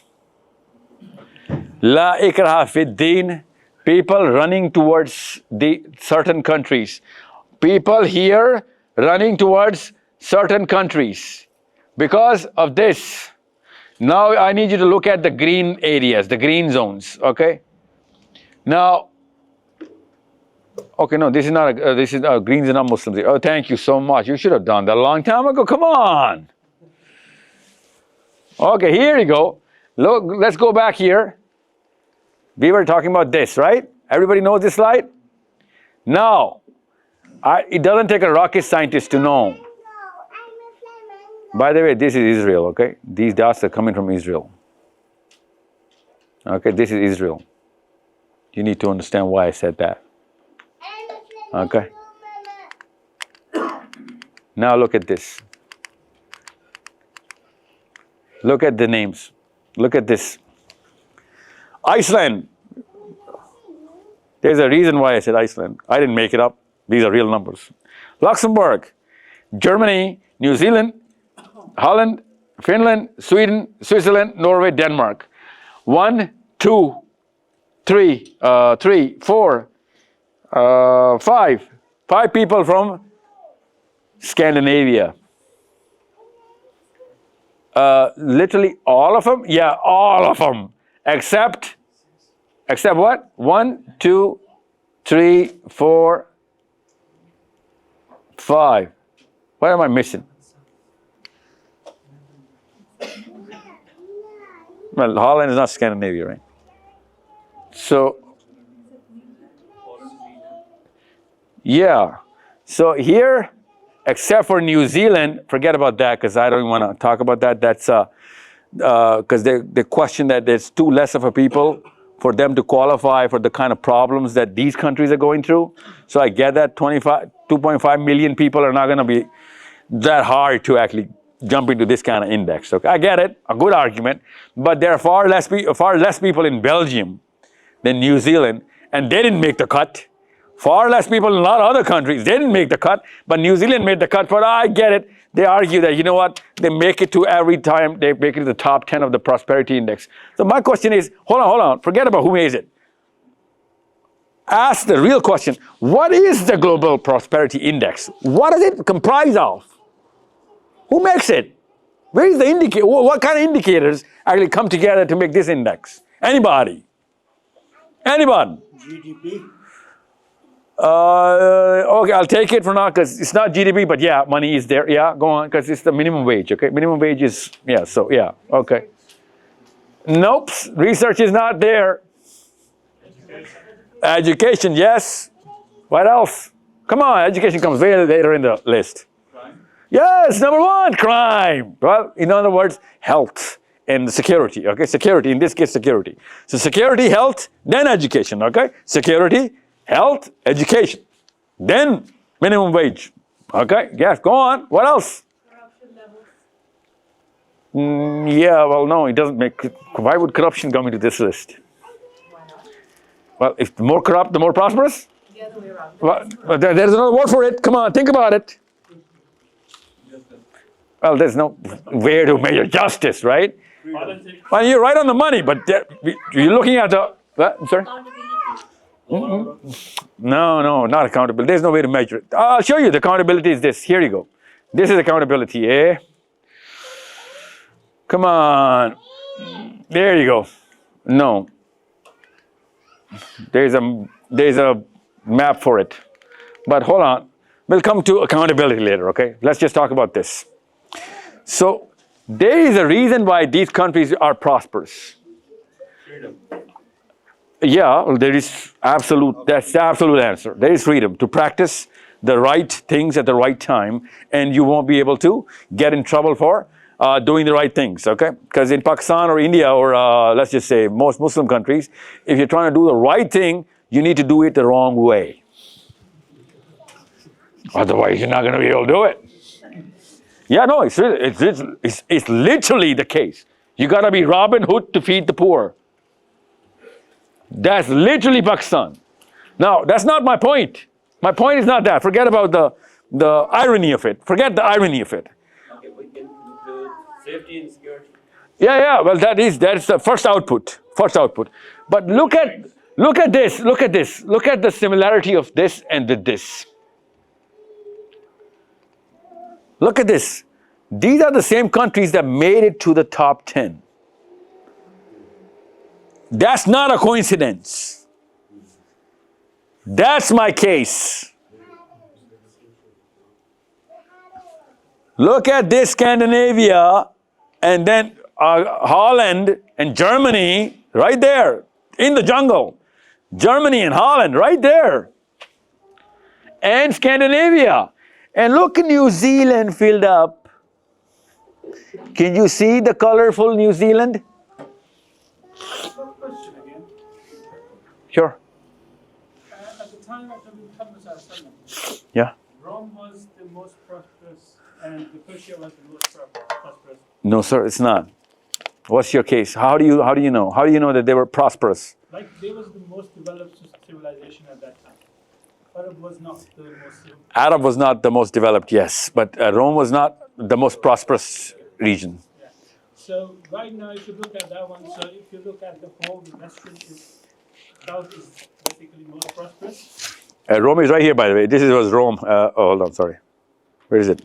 How did I cut? Yeah, this is Rome. Yeah. Basically same. Persia was.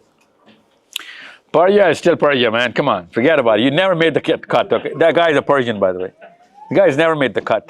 The question is. They were still making rugs, by the way. I swear, they were making rugs 1,400 years ago. Yeah, I know. Yeah. Yeah, go on. My question is basically, Nabi Muhammad sallam, how did he manage to topple everything? Did he use the same physics the Romans was using or the Persian was using? Nobody was using physics, otherwise he would have used it. He used basically the faith. I think you do not know the meaning of the word faith, man. That's why you're confused. Faith means iman. No, faith means what you call iman, you think it's belief, it's yaqeen. You think aap yaqeen or iman ko mix kar rahe. You or yourself have more faith in England than in Islam.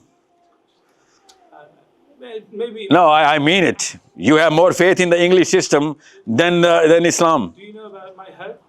Your hurt? Yeah. Your hurt? H-U-R-T, hurt? Your help. Qalb.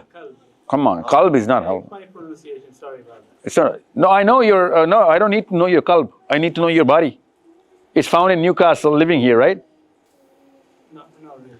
Allah's Prophet, okay? Prophet, people came to Prophet, focus on this, okay? I need this recorded. Allah's Prophet is standing while people are coming in and giving their shahada, because at the later days, everyone's coming into Islam. There's a group of guys who comes in from Azd. Azd is the tribe's name. And they say, we are mu'minoons. Okay? Yeah, I know the ayah. It's not ayah, man. It's a hadith. Okay, yeah. Okay. There is They don't know it, man. I'm trying to build a case. They say, we are mu'mineens. Prophet smiles. Okay? He smiles. Tabassama Rasulullah. He smiles and he says, لِكُلِّ قَوْلِ حَقِيقَةٌ. Every word that you say, there's a reality to it. There's a haqiqah to it. For every statement, there is a reality, the truth. What is the reality to the وَمَا حَقِيقَةُ لِكُلِّكُمْ? In your statement, in your truth, what is the reality? So in other words, he says, put your money where your mouth is. That's the Prophet's statement. Put your money where your mouth is, buddy. There is a truth to every reality. There is a reality to every truth. If you're saying this is the truth, what is the reality? And you know what they do? They say, well, we do 15 things. We do 15 things. 15 things. 5 of them were taught by people that you sent to us. Prophet used to send Sahabis for missions, right? 5 of them we started doing, which were told to us and taught to us by people you sent, which we know, which we call it Iman Mujammil. Okay? What is Iman Mujammil? What are the 5 things? Which is Amantu Billah wa Rasuli wa Malaikati wa Kutubi wa Qadr Khairi wa Sharri. Okay? So they say, we got the 5 things. But they said 15, right? So he said, okay, what are the other 5? He said, but 5 are for people or the prophets before you. Okay? And the Prophet says, what are those 5 things? And they said, 5 things from the teaching of the Abrahamic faith. And then they said, we have 5 more things, Ya Rasulullah. Oh Rasulullah, we have 5 more things from our own culture. And then they narrate the most beautiful poet, because this is all poetry going on, because that's how they were speaking. And then they said, we do 5 things from our own culture. Whenever we are poor, we smile for gratefulness. When we capture an enemy, we make sure we are merciful. Whenever we are in power, we know that we have to be just. And we are just, okay? Just like that, they gave 5 things from their own culture. 5 things from the Ibrahim alayhi salam, 5 things from the Sahabas. Prophet smiles and he says, if you are telling what you're saying is true, then you have almost become prophets. You have almost become prophets. Literally. Okay? You have become Nabis. Almost Nabis. So, you came to a real Nabi now. You gave me 15. And you're committing Shahada now, you're giving the bayah. As a gift, I'm going to give you 5 more. So you go home with 20. Because they came to the Prophet ﷺ. Okay? And they were thinking that they've completed the whole, the set. But he is Rasulullah sallallahu alaihi wasallam. He is the biggest superset of all sets. So he gives them 5 more. Why I'm telling you this is, so you need to understand. Because you are saying that you have faith. I'm saying what you're using is yaqeen, the definition of the word yaqeen, not iman. Okay? Because yaqeen is some channel of the Quran people are using. This is the yaqeen channel, okay? Let me just show it to you. This is the channel that people use. This is the yaqeen channel. And it is something which is in our design. We can test it. I know there's a man sitting right in front of me. I know I'm touching this guy. He's right here. This is not my faith, man. Do you know what this is? This is my yaqeen. We keep, swirling around yaqeen and faith. Hold on, let me build so that I can fix this problem at the deepest end. You are saying Sahabas did not have yaqeen, sir. Sahabas only had iman. That's what you're saying. Think about it. Oh, that's exactly what everyone knows that those statements mean. Okay? You need to understand, human beings cannot be without yaqeen. Some human beings, which are called the mu'mineen, are with the iman and the yaqeen. In the Quran, Allah says, Ibrahim alayhi salam says, that I have the iman, I need the yaqeen. Ibrahim alayhi salam, the Rasul and the Nabi and the father of all prophets, says, oh Allah, I have the iman, I need the yaqeen. Give it to me as a gift, not as a test, na'udhu billah, as a gift. I need to enjoy, the regular man's life. Just for my own understanding. As a regular guy. Now he knew, he understood. Come on, he had slaughtered Ismail Islam at that time. It was way later, okay? So he knew, he had the faith. this is a gift that he asked for, not a requirement of his faith. His faith did not require yaqeen. Okay? What you're saying is that Sahabas did not have any yaqeen, sir.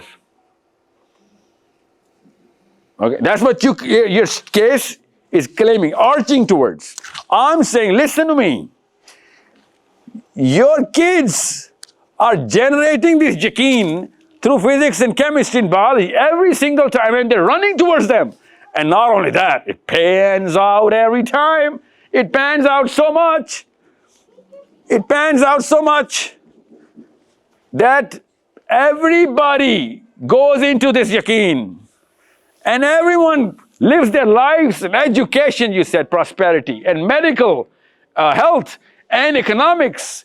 Every single time, same people who have the yaqeen taking over. Okay? Have the yaqeen. I'm talking about Muslim as well. Do you think yaqeen doesn't come from the Quran? Are you kidding me with this, man? Quran is designed for the yaqeen sockets so that our faith, our iman can increase. Yeah. Quran is installing yaqeen sockets and wires there. That's why Allah says, أَفَلَا تَعْقِلُونَ. That's not an ayah of iman. That's an ayah of yaqeen. Well, how do you think? In the Quran, Allah says, أَفَلَا يَتَدَبَّرُونَ الْقُرْآنَ. Yeah, that's an ayah of yaqeen, not iman. وَلَوْ كَانَ عِنْدَ مِنْ غَيْرِ اللَّهِ.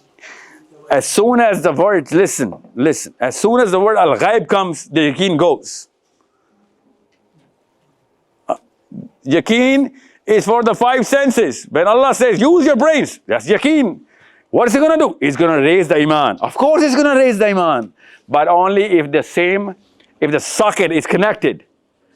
Because my son's, your son's socket of yaqeen is connected through Newton or Einstein. The more physics he's going to go into, the less iman he's going to have.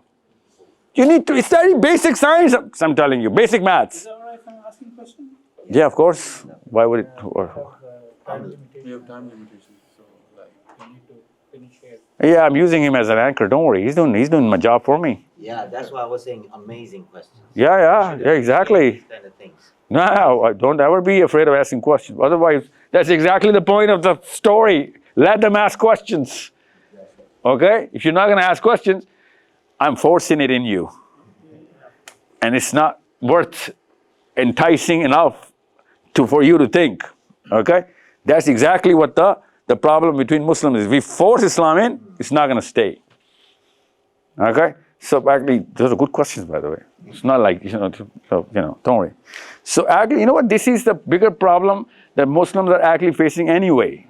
That's what you're asking. That where is the faith? Where's the yaqeen? If we go through science, then we're divorcing the Quran. Na'udhu billah. No, we're not. I just told you from the Quran, like 16 examples, that Quran is the source of science. It's not the follower of science.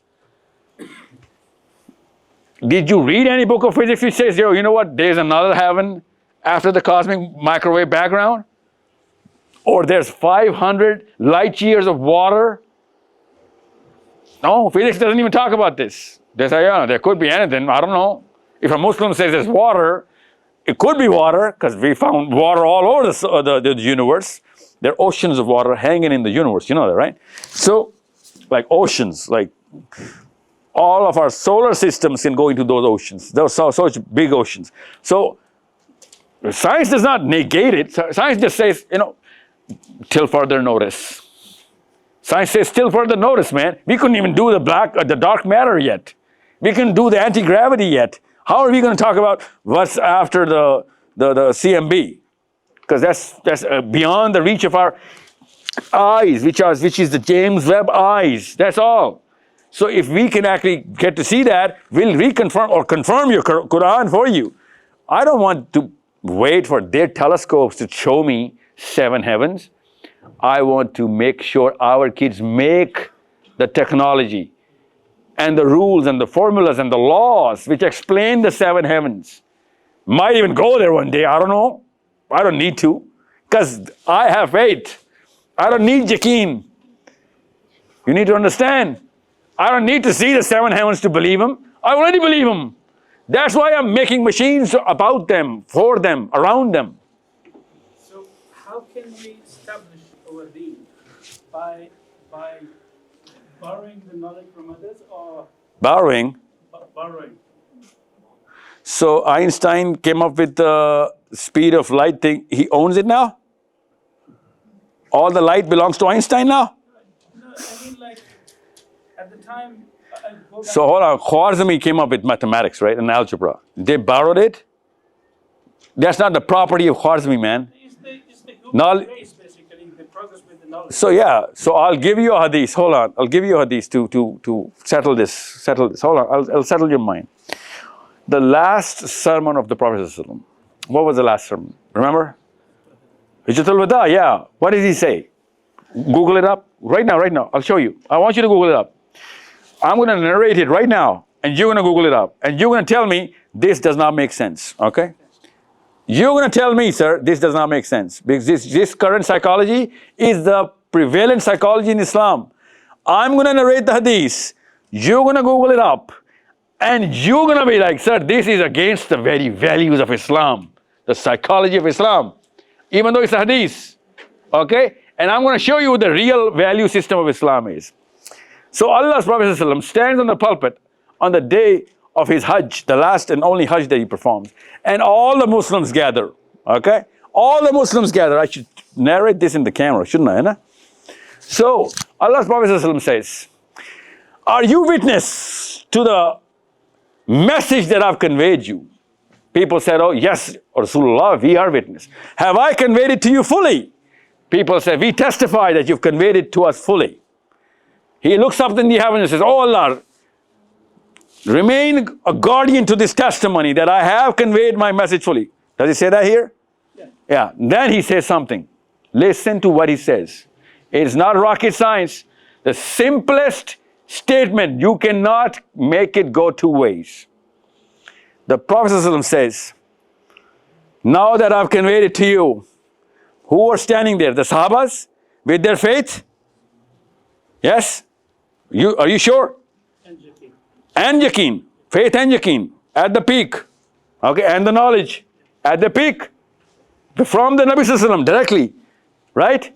Now look at what he says next. He says, go and spread this knowledge to the people who are not there because they're not Muslims. Go and spread it. That's why they need to be given this knowledge. They're not Muslim. Go and give it to them. For they will understand this knowledge better than you. How can they understand this knowledge better than the Sahabas? Think, Umar, does this not boggle your mind? Your current whole stature does not fall like a house of cards? How will they understand this knowledge of the Prophet ﷺ and the Quran better than the Sahabas? I didn't say it. Look at it. This is the hadith. You know what Prophet ﷺ is saying? He's saying every human being in every civilization is designed by Allah to go towards knowledge, dig whatever they could dig, and whatever they could come up with. And we know they did. The Greeks did it, the Romans did it. You know, the West is doing it right now. They don't use the Quran. They're going towards knowledge and seeking the progress of human beings. But they will always have that missing piece of the puzzle. Because human mind can only muster up enough, as much as they can. They are going to do really well. But once you are going to present the Quran the way I presented it to you, that's when they're going to complete the whole picture. Their mathematics and their physics and their chemistry, their astronomy, their biology, their logic, their mechanics of the whole progress will be in some sort of an order, but they won't be able to finish it because they will do a great job. Because they say, Allah Prophet said, they will get this better than you can. They will get the message better than you. So some guys who are not even Muslims are going to understand the Quran better than the Sahabas? That's not possible, right? Is it? Prophet says something else. Yeah, right. What did he say? Read it. I want you to read this for everybody because I'm not Googling it up. You are. So what did the Prophet say? What are the exact words of the Prophet? Should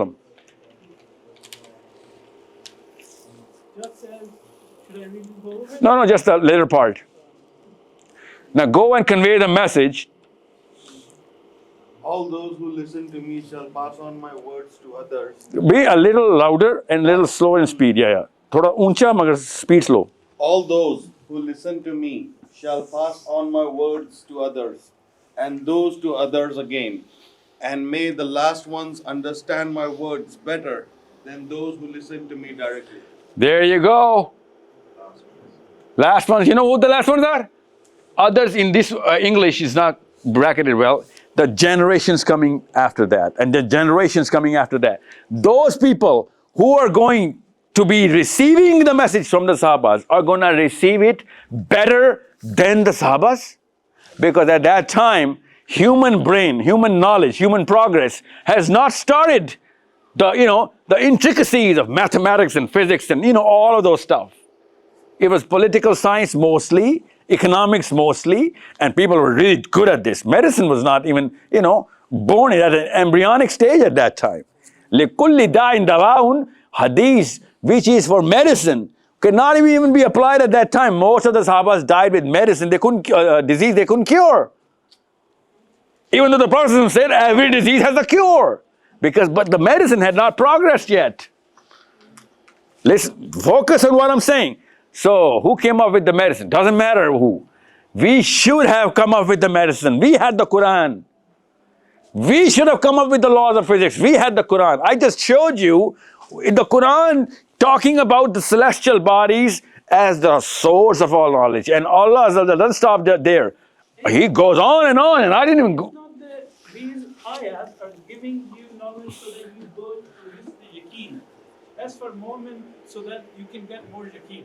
So the faith in Allah subhanahu wa ta'ala. Listen, I do not need to have a faith in Allah Azza wa Jal, a priority to I do not have to have a yaqeen to have faith, or faith to have yaqeen, man. They're separate entities altogether. However, faith is priority, right? I need, if something is enhancing my faith, amazing, isn't it? Yeah. Why are you against it? So I'm not against it. I'm saying like faith comes first rather than... Is that the only thing? So you're telling me, وَأَعِدُّ لَهُمْ مَسْتَطَعْتُم مِّن قُوَّةٍ. That's not an ayah of faith. You know what this means? That's the part of the faith. No, it's not. وَأَعِدُّ لَهُمْ مَسْتَطَعْتُم مِّن قُوَّةٍ is exactly a different compartment other than faith. What is وَأَعِدُّ لَهُمْ مَسْتَطَعْتُم مِّن قُوَّةٍ? What does it mean? Can you tell the meaning of وَأَعِدُّ لَهُمْ مَسْتَطَعْتُم مِّن قُوَّةٍ? وَأَعِدُّ لَهُمْ what? What مَسْتَطَعْتُم Yes. مِّن قُوَّةٍ? وَأَعِدُّ لَهُمْ مَسْتَطَعْتُم مِّن قُوَّةٍ is when you return like what he can. Yeah. From like what he feel like strong. Strong, cool, yeah, power, good job, man. See, it's that simple. No rocket science. If I have faith, I already have kuwa of Allah Azza wa Jal behind me, right? But why is Allah telling me to get the kuwa in the planet? That's against faith, doesn't it? If I have faith, I should jump. Atish Namrud mein ishq. No?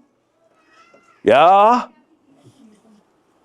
So Allah is saying, no, muster up all you can in this planet as your force. By the way, that force is physical and military force, right? That's not faith, that's something else. What is that? That's yaqeen. Okay? That's part and parcel of the Quran's message that you are going to understand it if you have faith. You're right about that. What is Muslim lacking? Muslims lacking competence. I would say system. So at the Competence comes in, we gather up, we install here. This is competence, man, nothing else. Here you go. Yeah, I know, just, okay. Oh, that's a lot. Let me show you what's Muslim lacking. Come on. It's right here, don't worry. No. I just saw it.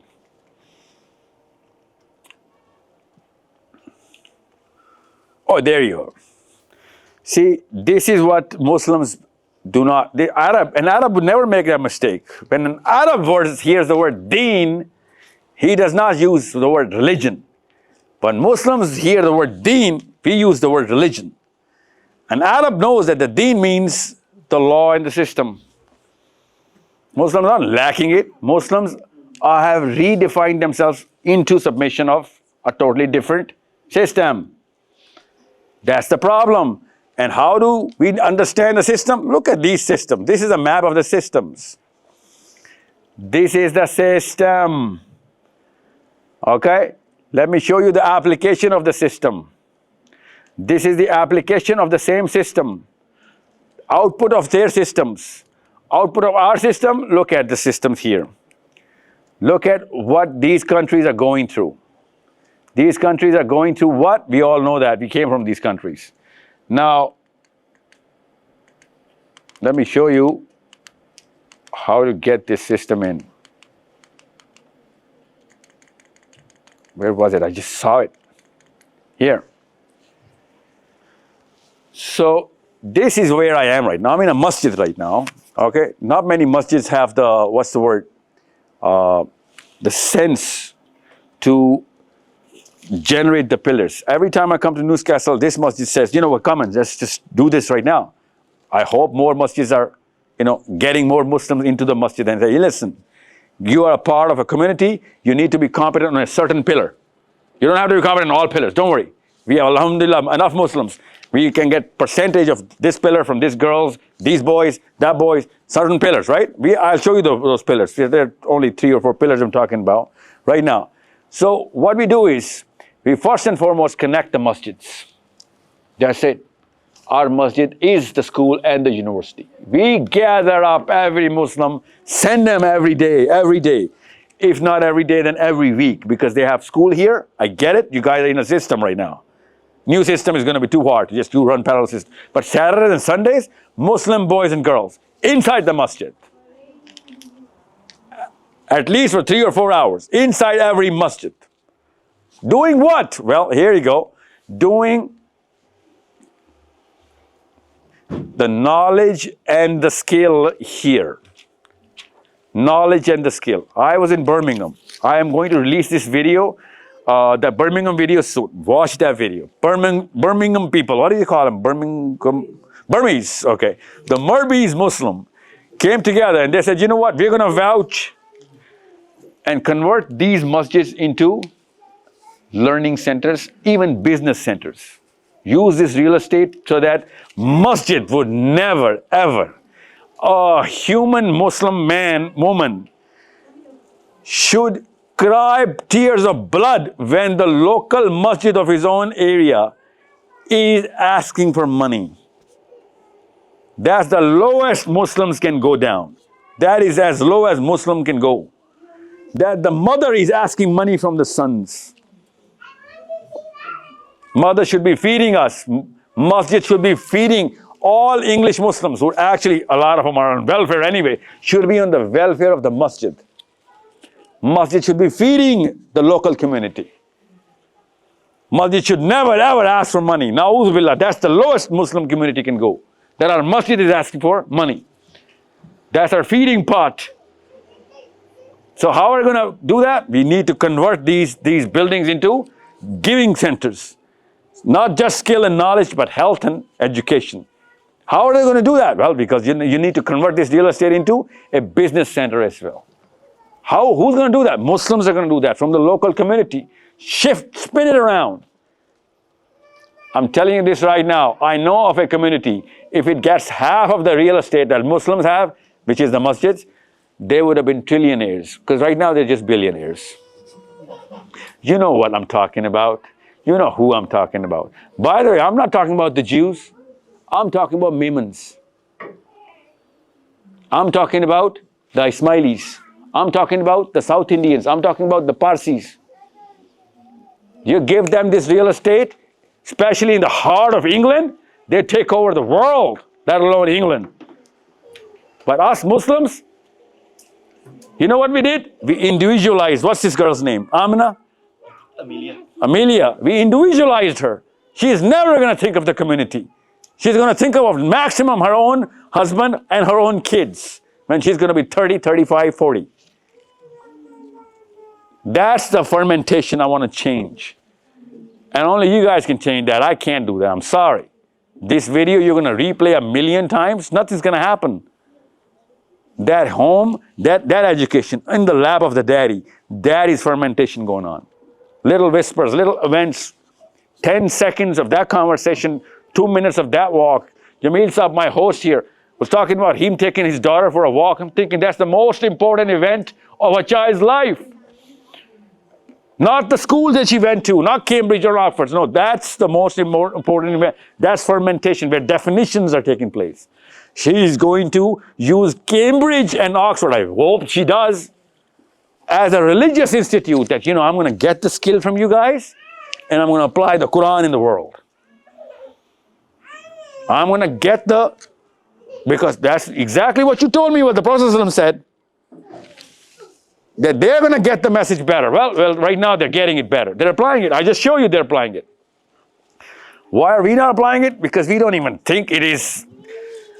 A is to be applied on B. We don't even know A or we don't even know B. We don't even know both. How are we going to apply A on B? We don't even know A exists and B exists. My question is still there. We don't have yaqeen, we don't have faith. Oh, we have yaqeen, buddy. That's why I said, that's why you came to England. But in physics. Oh, you had physics. Cambridge is started by physics was started by Cambridge.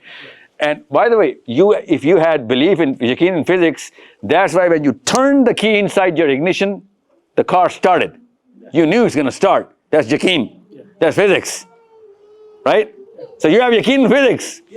And you have yaqeen in the people who came up with the physics and the systems, which is England.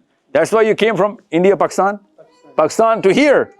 You were not hijacked and dropped here in a parachute, right? You came here because you had some yaqeen that this is a bigger, better system, which is going to give you something. So how this is going to give me yaqeen in Quran?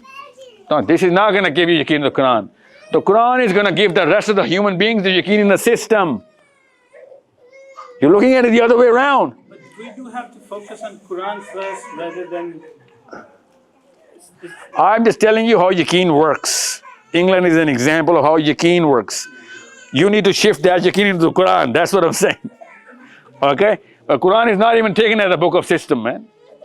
First I had to change that, right? G. So, I'm just going to take care of here is what I brought for this masjid. Age-based activity center. Every age has different skill requirements. I just show you the sockets.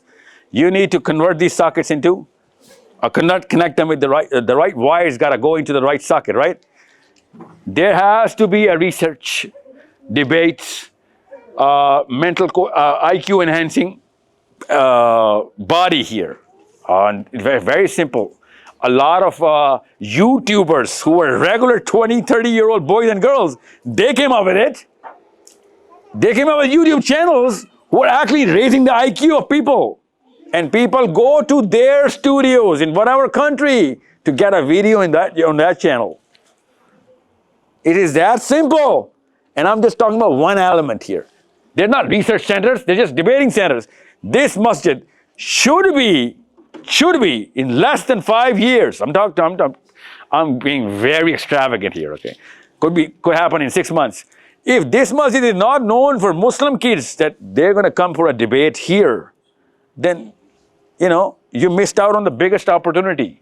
When you go to those debating societies and studios, you know how big those are? And where they are?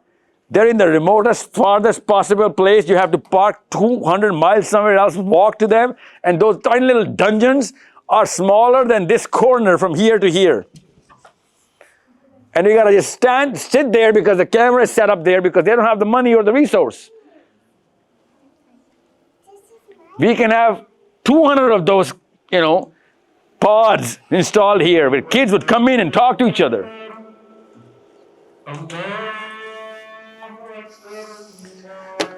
Thanks, man. You did this.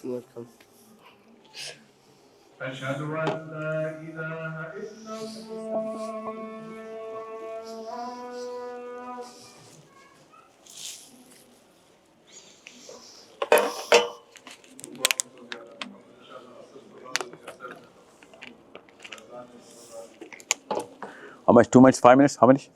We're done? Yeah, okay, so here. All of this is based on people coming together and spinning this building into a radiator which is sending waves all over the world. If Newcastle cannot, listen, Newcastle United, right? That's the football team? Newcastle United? Alan Shearer over here? Alan Shearer, we're playing for, what's his name? Shearer, what's his name? Alan Shearer, right? The captain of England, right? But Alan Shearer, I know in Pakistan, was playing for Newcastle, in Newcastle, okay? And I didn't even watch football. And I was an Arsenal fan in my days. Newcastle United was the white and black stripes? Yeah, okay, see? So you can go global. We owned by Saudi Arabia, by the way. No, that's the football team, not the Muslim mind, okay? That's not the Muslim mind. That's just the Madkhali clerics he owns, not the free Muslims, okay?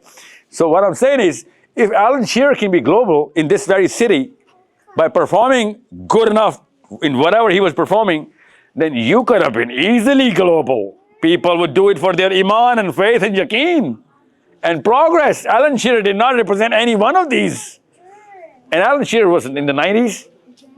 I'm thinking 90s or early 2000s. Yeah, that's how you know, when I was in football.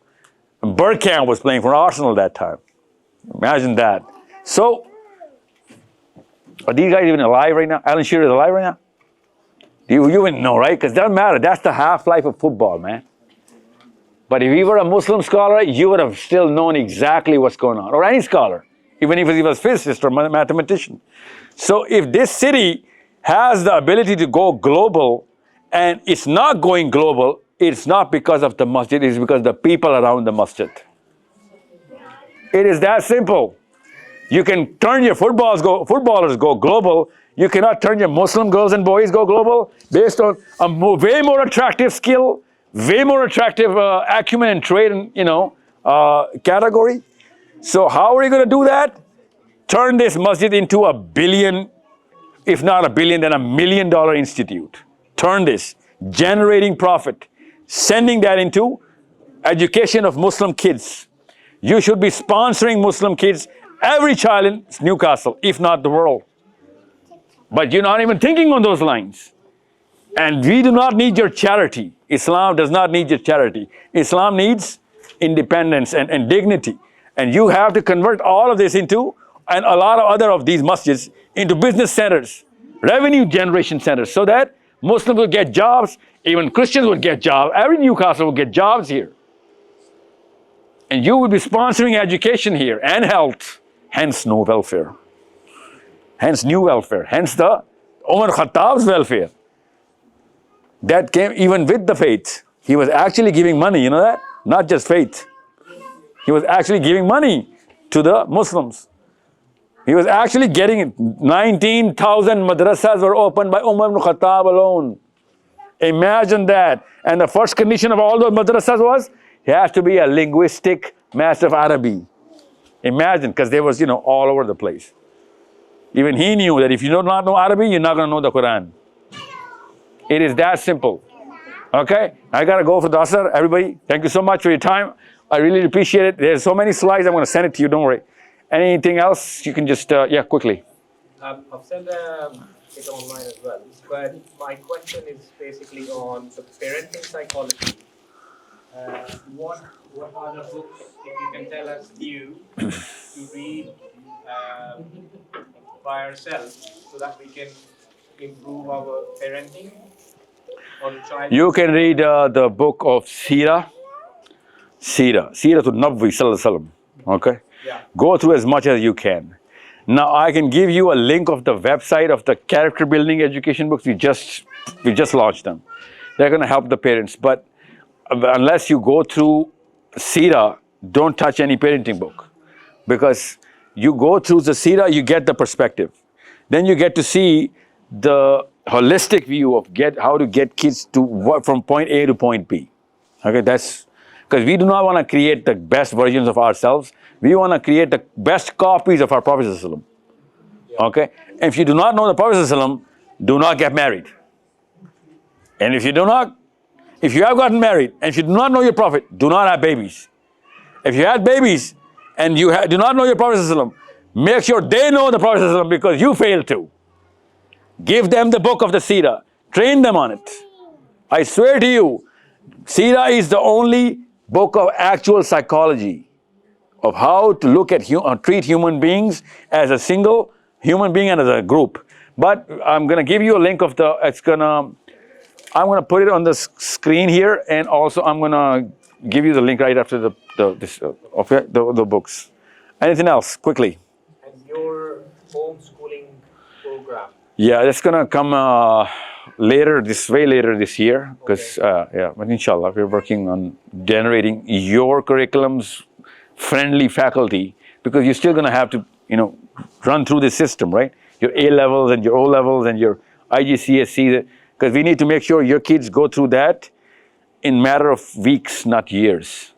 Our curriculum is strong enough to do that, but we're not aiming for the IGCSEs or A levels, right? We want to make sure your kids go through PhDs of mathematics after our 5 or 6 year program. Okay, PhD as the bare minimum, inshallah. I am training right now, kids, right now, on solving the millennia problems of mathematics. And they can easily, because it doesn't take a genius to know what the problem is. It takes a genius to solve it. It doesn't take a genius to know what the problem is. You can just read it. It just takes a reader to know what the millennia problems are. So, but Muslims don't even know what I'm talking about right now. That's the slide I was showing. Okay, so if the Muslims are going to solve millennia problems, everyone's going to respect the Quran. Muslims are going to solve problems of physics, everyone's going to respect the Quran. You need to understand, right now the people Muslims who are going to mathematics and physics, they're suffering from the deepest imposter syndrome. They're trying to imitate that they're not Muslimish. They're so allergic to Islam. That's why they came into mathematics. I don't want my Muslim to be ashamed of his own identity. I want him to prove physics through the Quran and show it to the world that this is what your God was saying, oh people. We just believe in your God way before you did. Now you're going to believe in this God because it took this kind of, logic for you to actually bow your head to your own God. Then here you go. We'll give you that logic. It is rather simple. You believed in atheism because of some logical argument. We'll give you God's arguments based on this universe full of logic. It is the same way human beings have been, performing from left to right or from right to wrong from day one. That's exactly how it works. The brain actually wants logic and truth. Ji sir, quickly. Since you are so much optimistic about our Gen Z that they are going to promote Islam. I'm not optimistic about Gen Z. Like you say that they got all the digital tools and... I'm just saying that's the only way. I'm optimistic or not is a totally different question. Go on. But still, we don't see any hope from our next generation because all our value system is ruined and all the society is... Listen, I just told you that unless we unplug the delivery of the Quran has to change. Every medicine has a delivery method to the body, right? Quran also has a delivery method. I just showed you that. So if you get that delivery method, kids of Gen Alpha are not going to suffer from whatever we made our Gen Z suffer from. Gen Z is probably the most confused generation ever in terms of the Quran. Because we actually gave our confusion and YouTubed it. We gave our lack of identity and Netflixed the hell out of it in front of our kids. We made it look cool. And how much time it will take? It'll take one generation. It'll take 15, 20 years, nothing more. I said before, if this masjid becomes the center of Muslim attention based on the kids performing with each other, learning from each other, it's going to take less than 5 years. And what is the basis of it? From where it is going to start? You are... No, it could start from adults, I don't care. Has to be the masjid. See, you have to put the masjid on the forefront.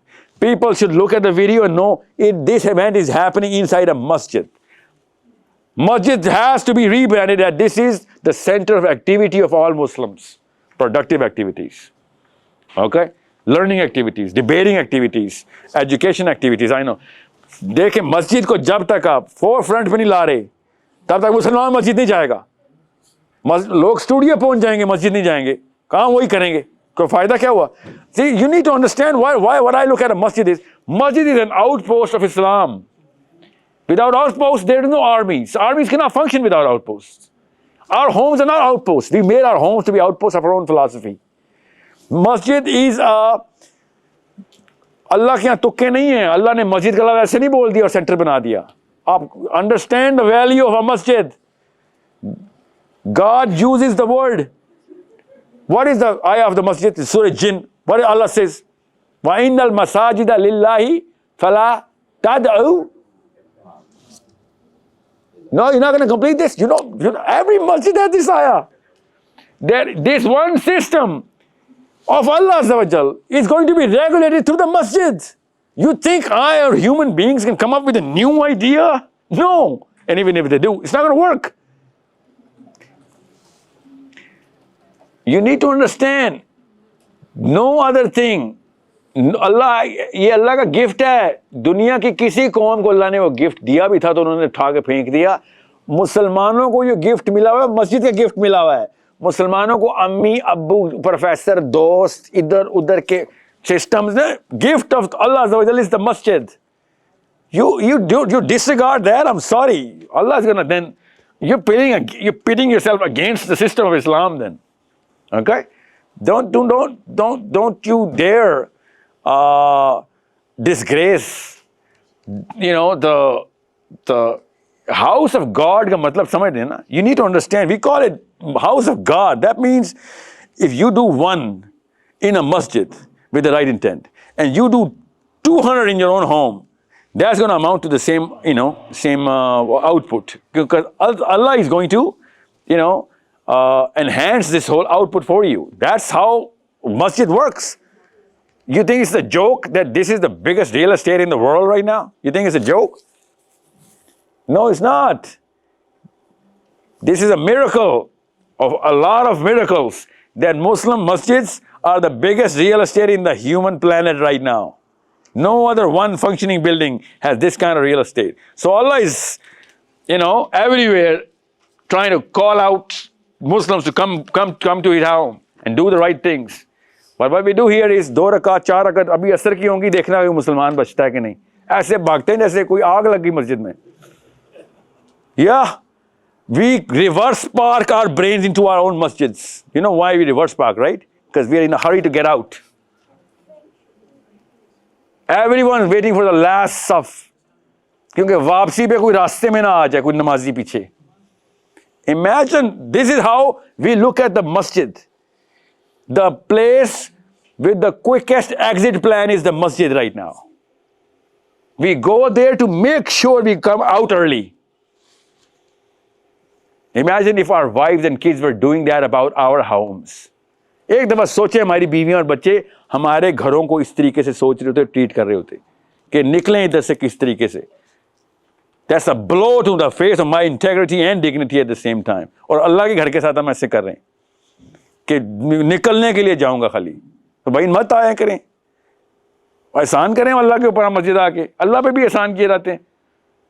सोचने से क्यों आते हैं फिर? निकलने के लिए कोई आएगा तो आपके घर में मैं आऊं जानने के लिए, आप क्या समझेंगे आपको इज्जत दी है मैंने? इमेजिन करें मैं आपके घर आऊं और बाहर खड़ा हूं कि सर बस निकलने के लिए आऊं, बस खाना पानी पिला दे, बस निकलूं बस. Imagine what you're going to go through if I do this to your home. So this is what we do to our masjids every day. And we expect Allah's help coming in angels. Hazrat Jibrail aa rahe hamare liye. ऐसे नहीं होगा. शुक्र करें फरिश्ते आ नहीं रहे तो सबसे पहले हमें उड़ा देते. Yeah, I know, go. Let's go. Okay. No, I know. Thank you so much, guys. Assalamu alaikum wa rahmatullah. We will continue some other day, inshallah.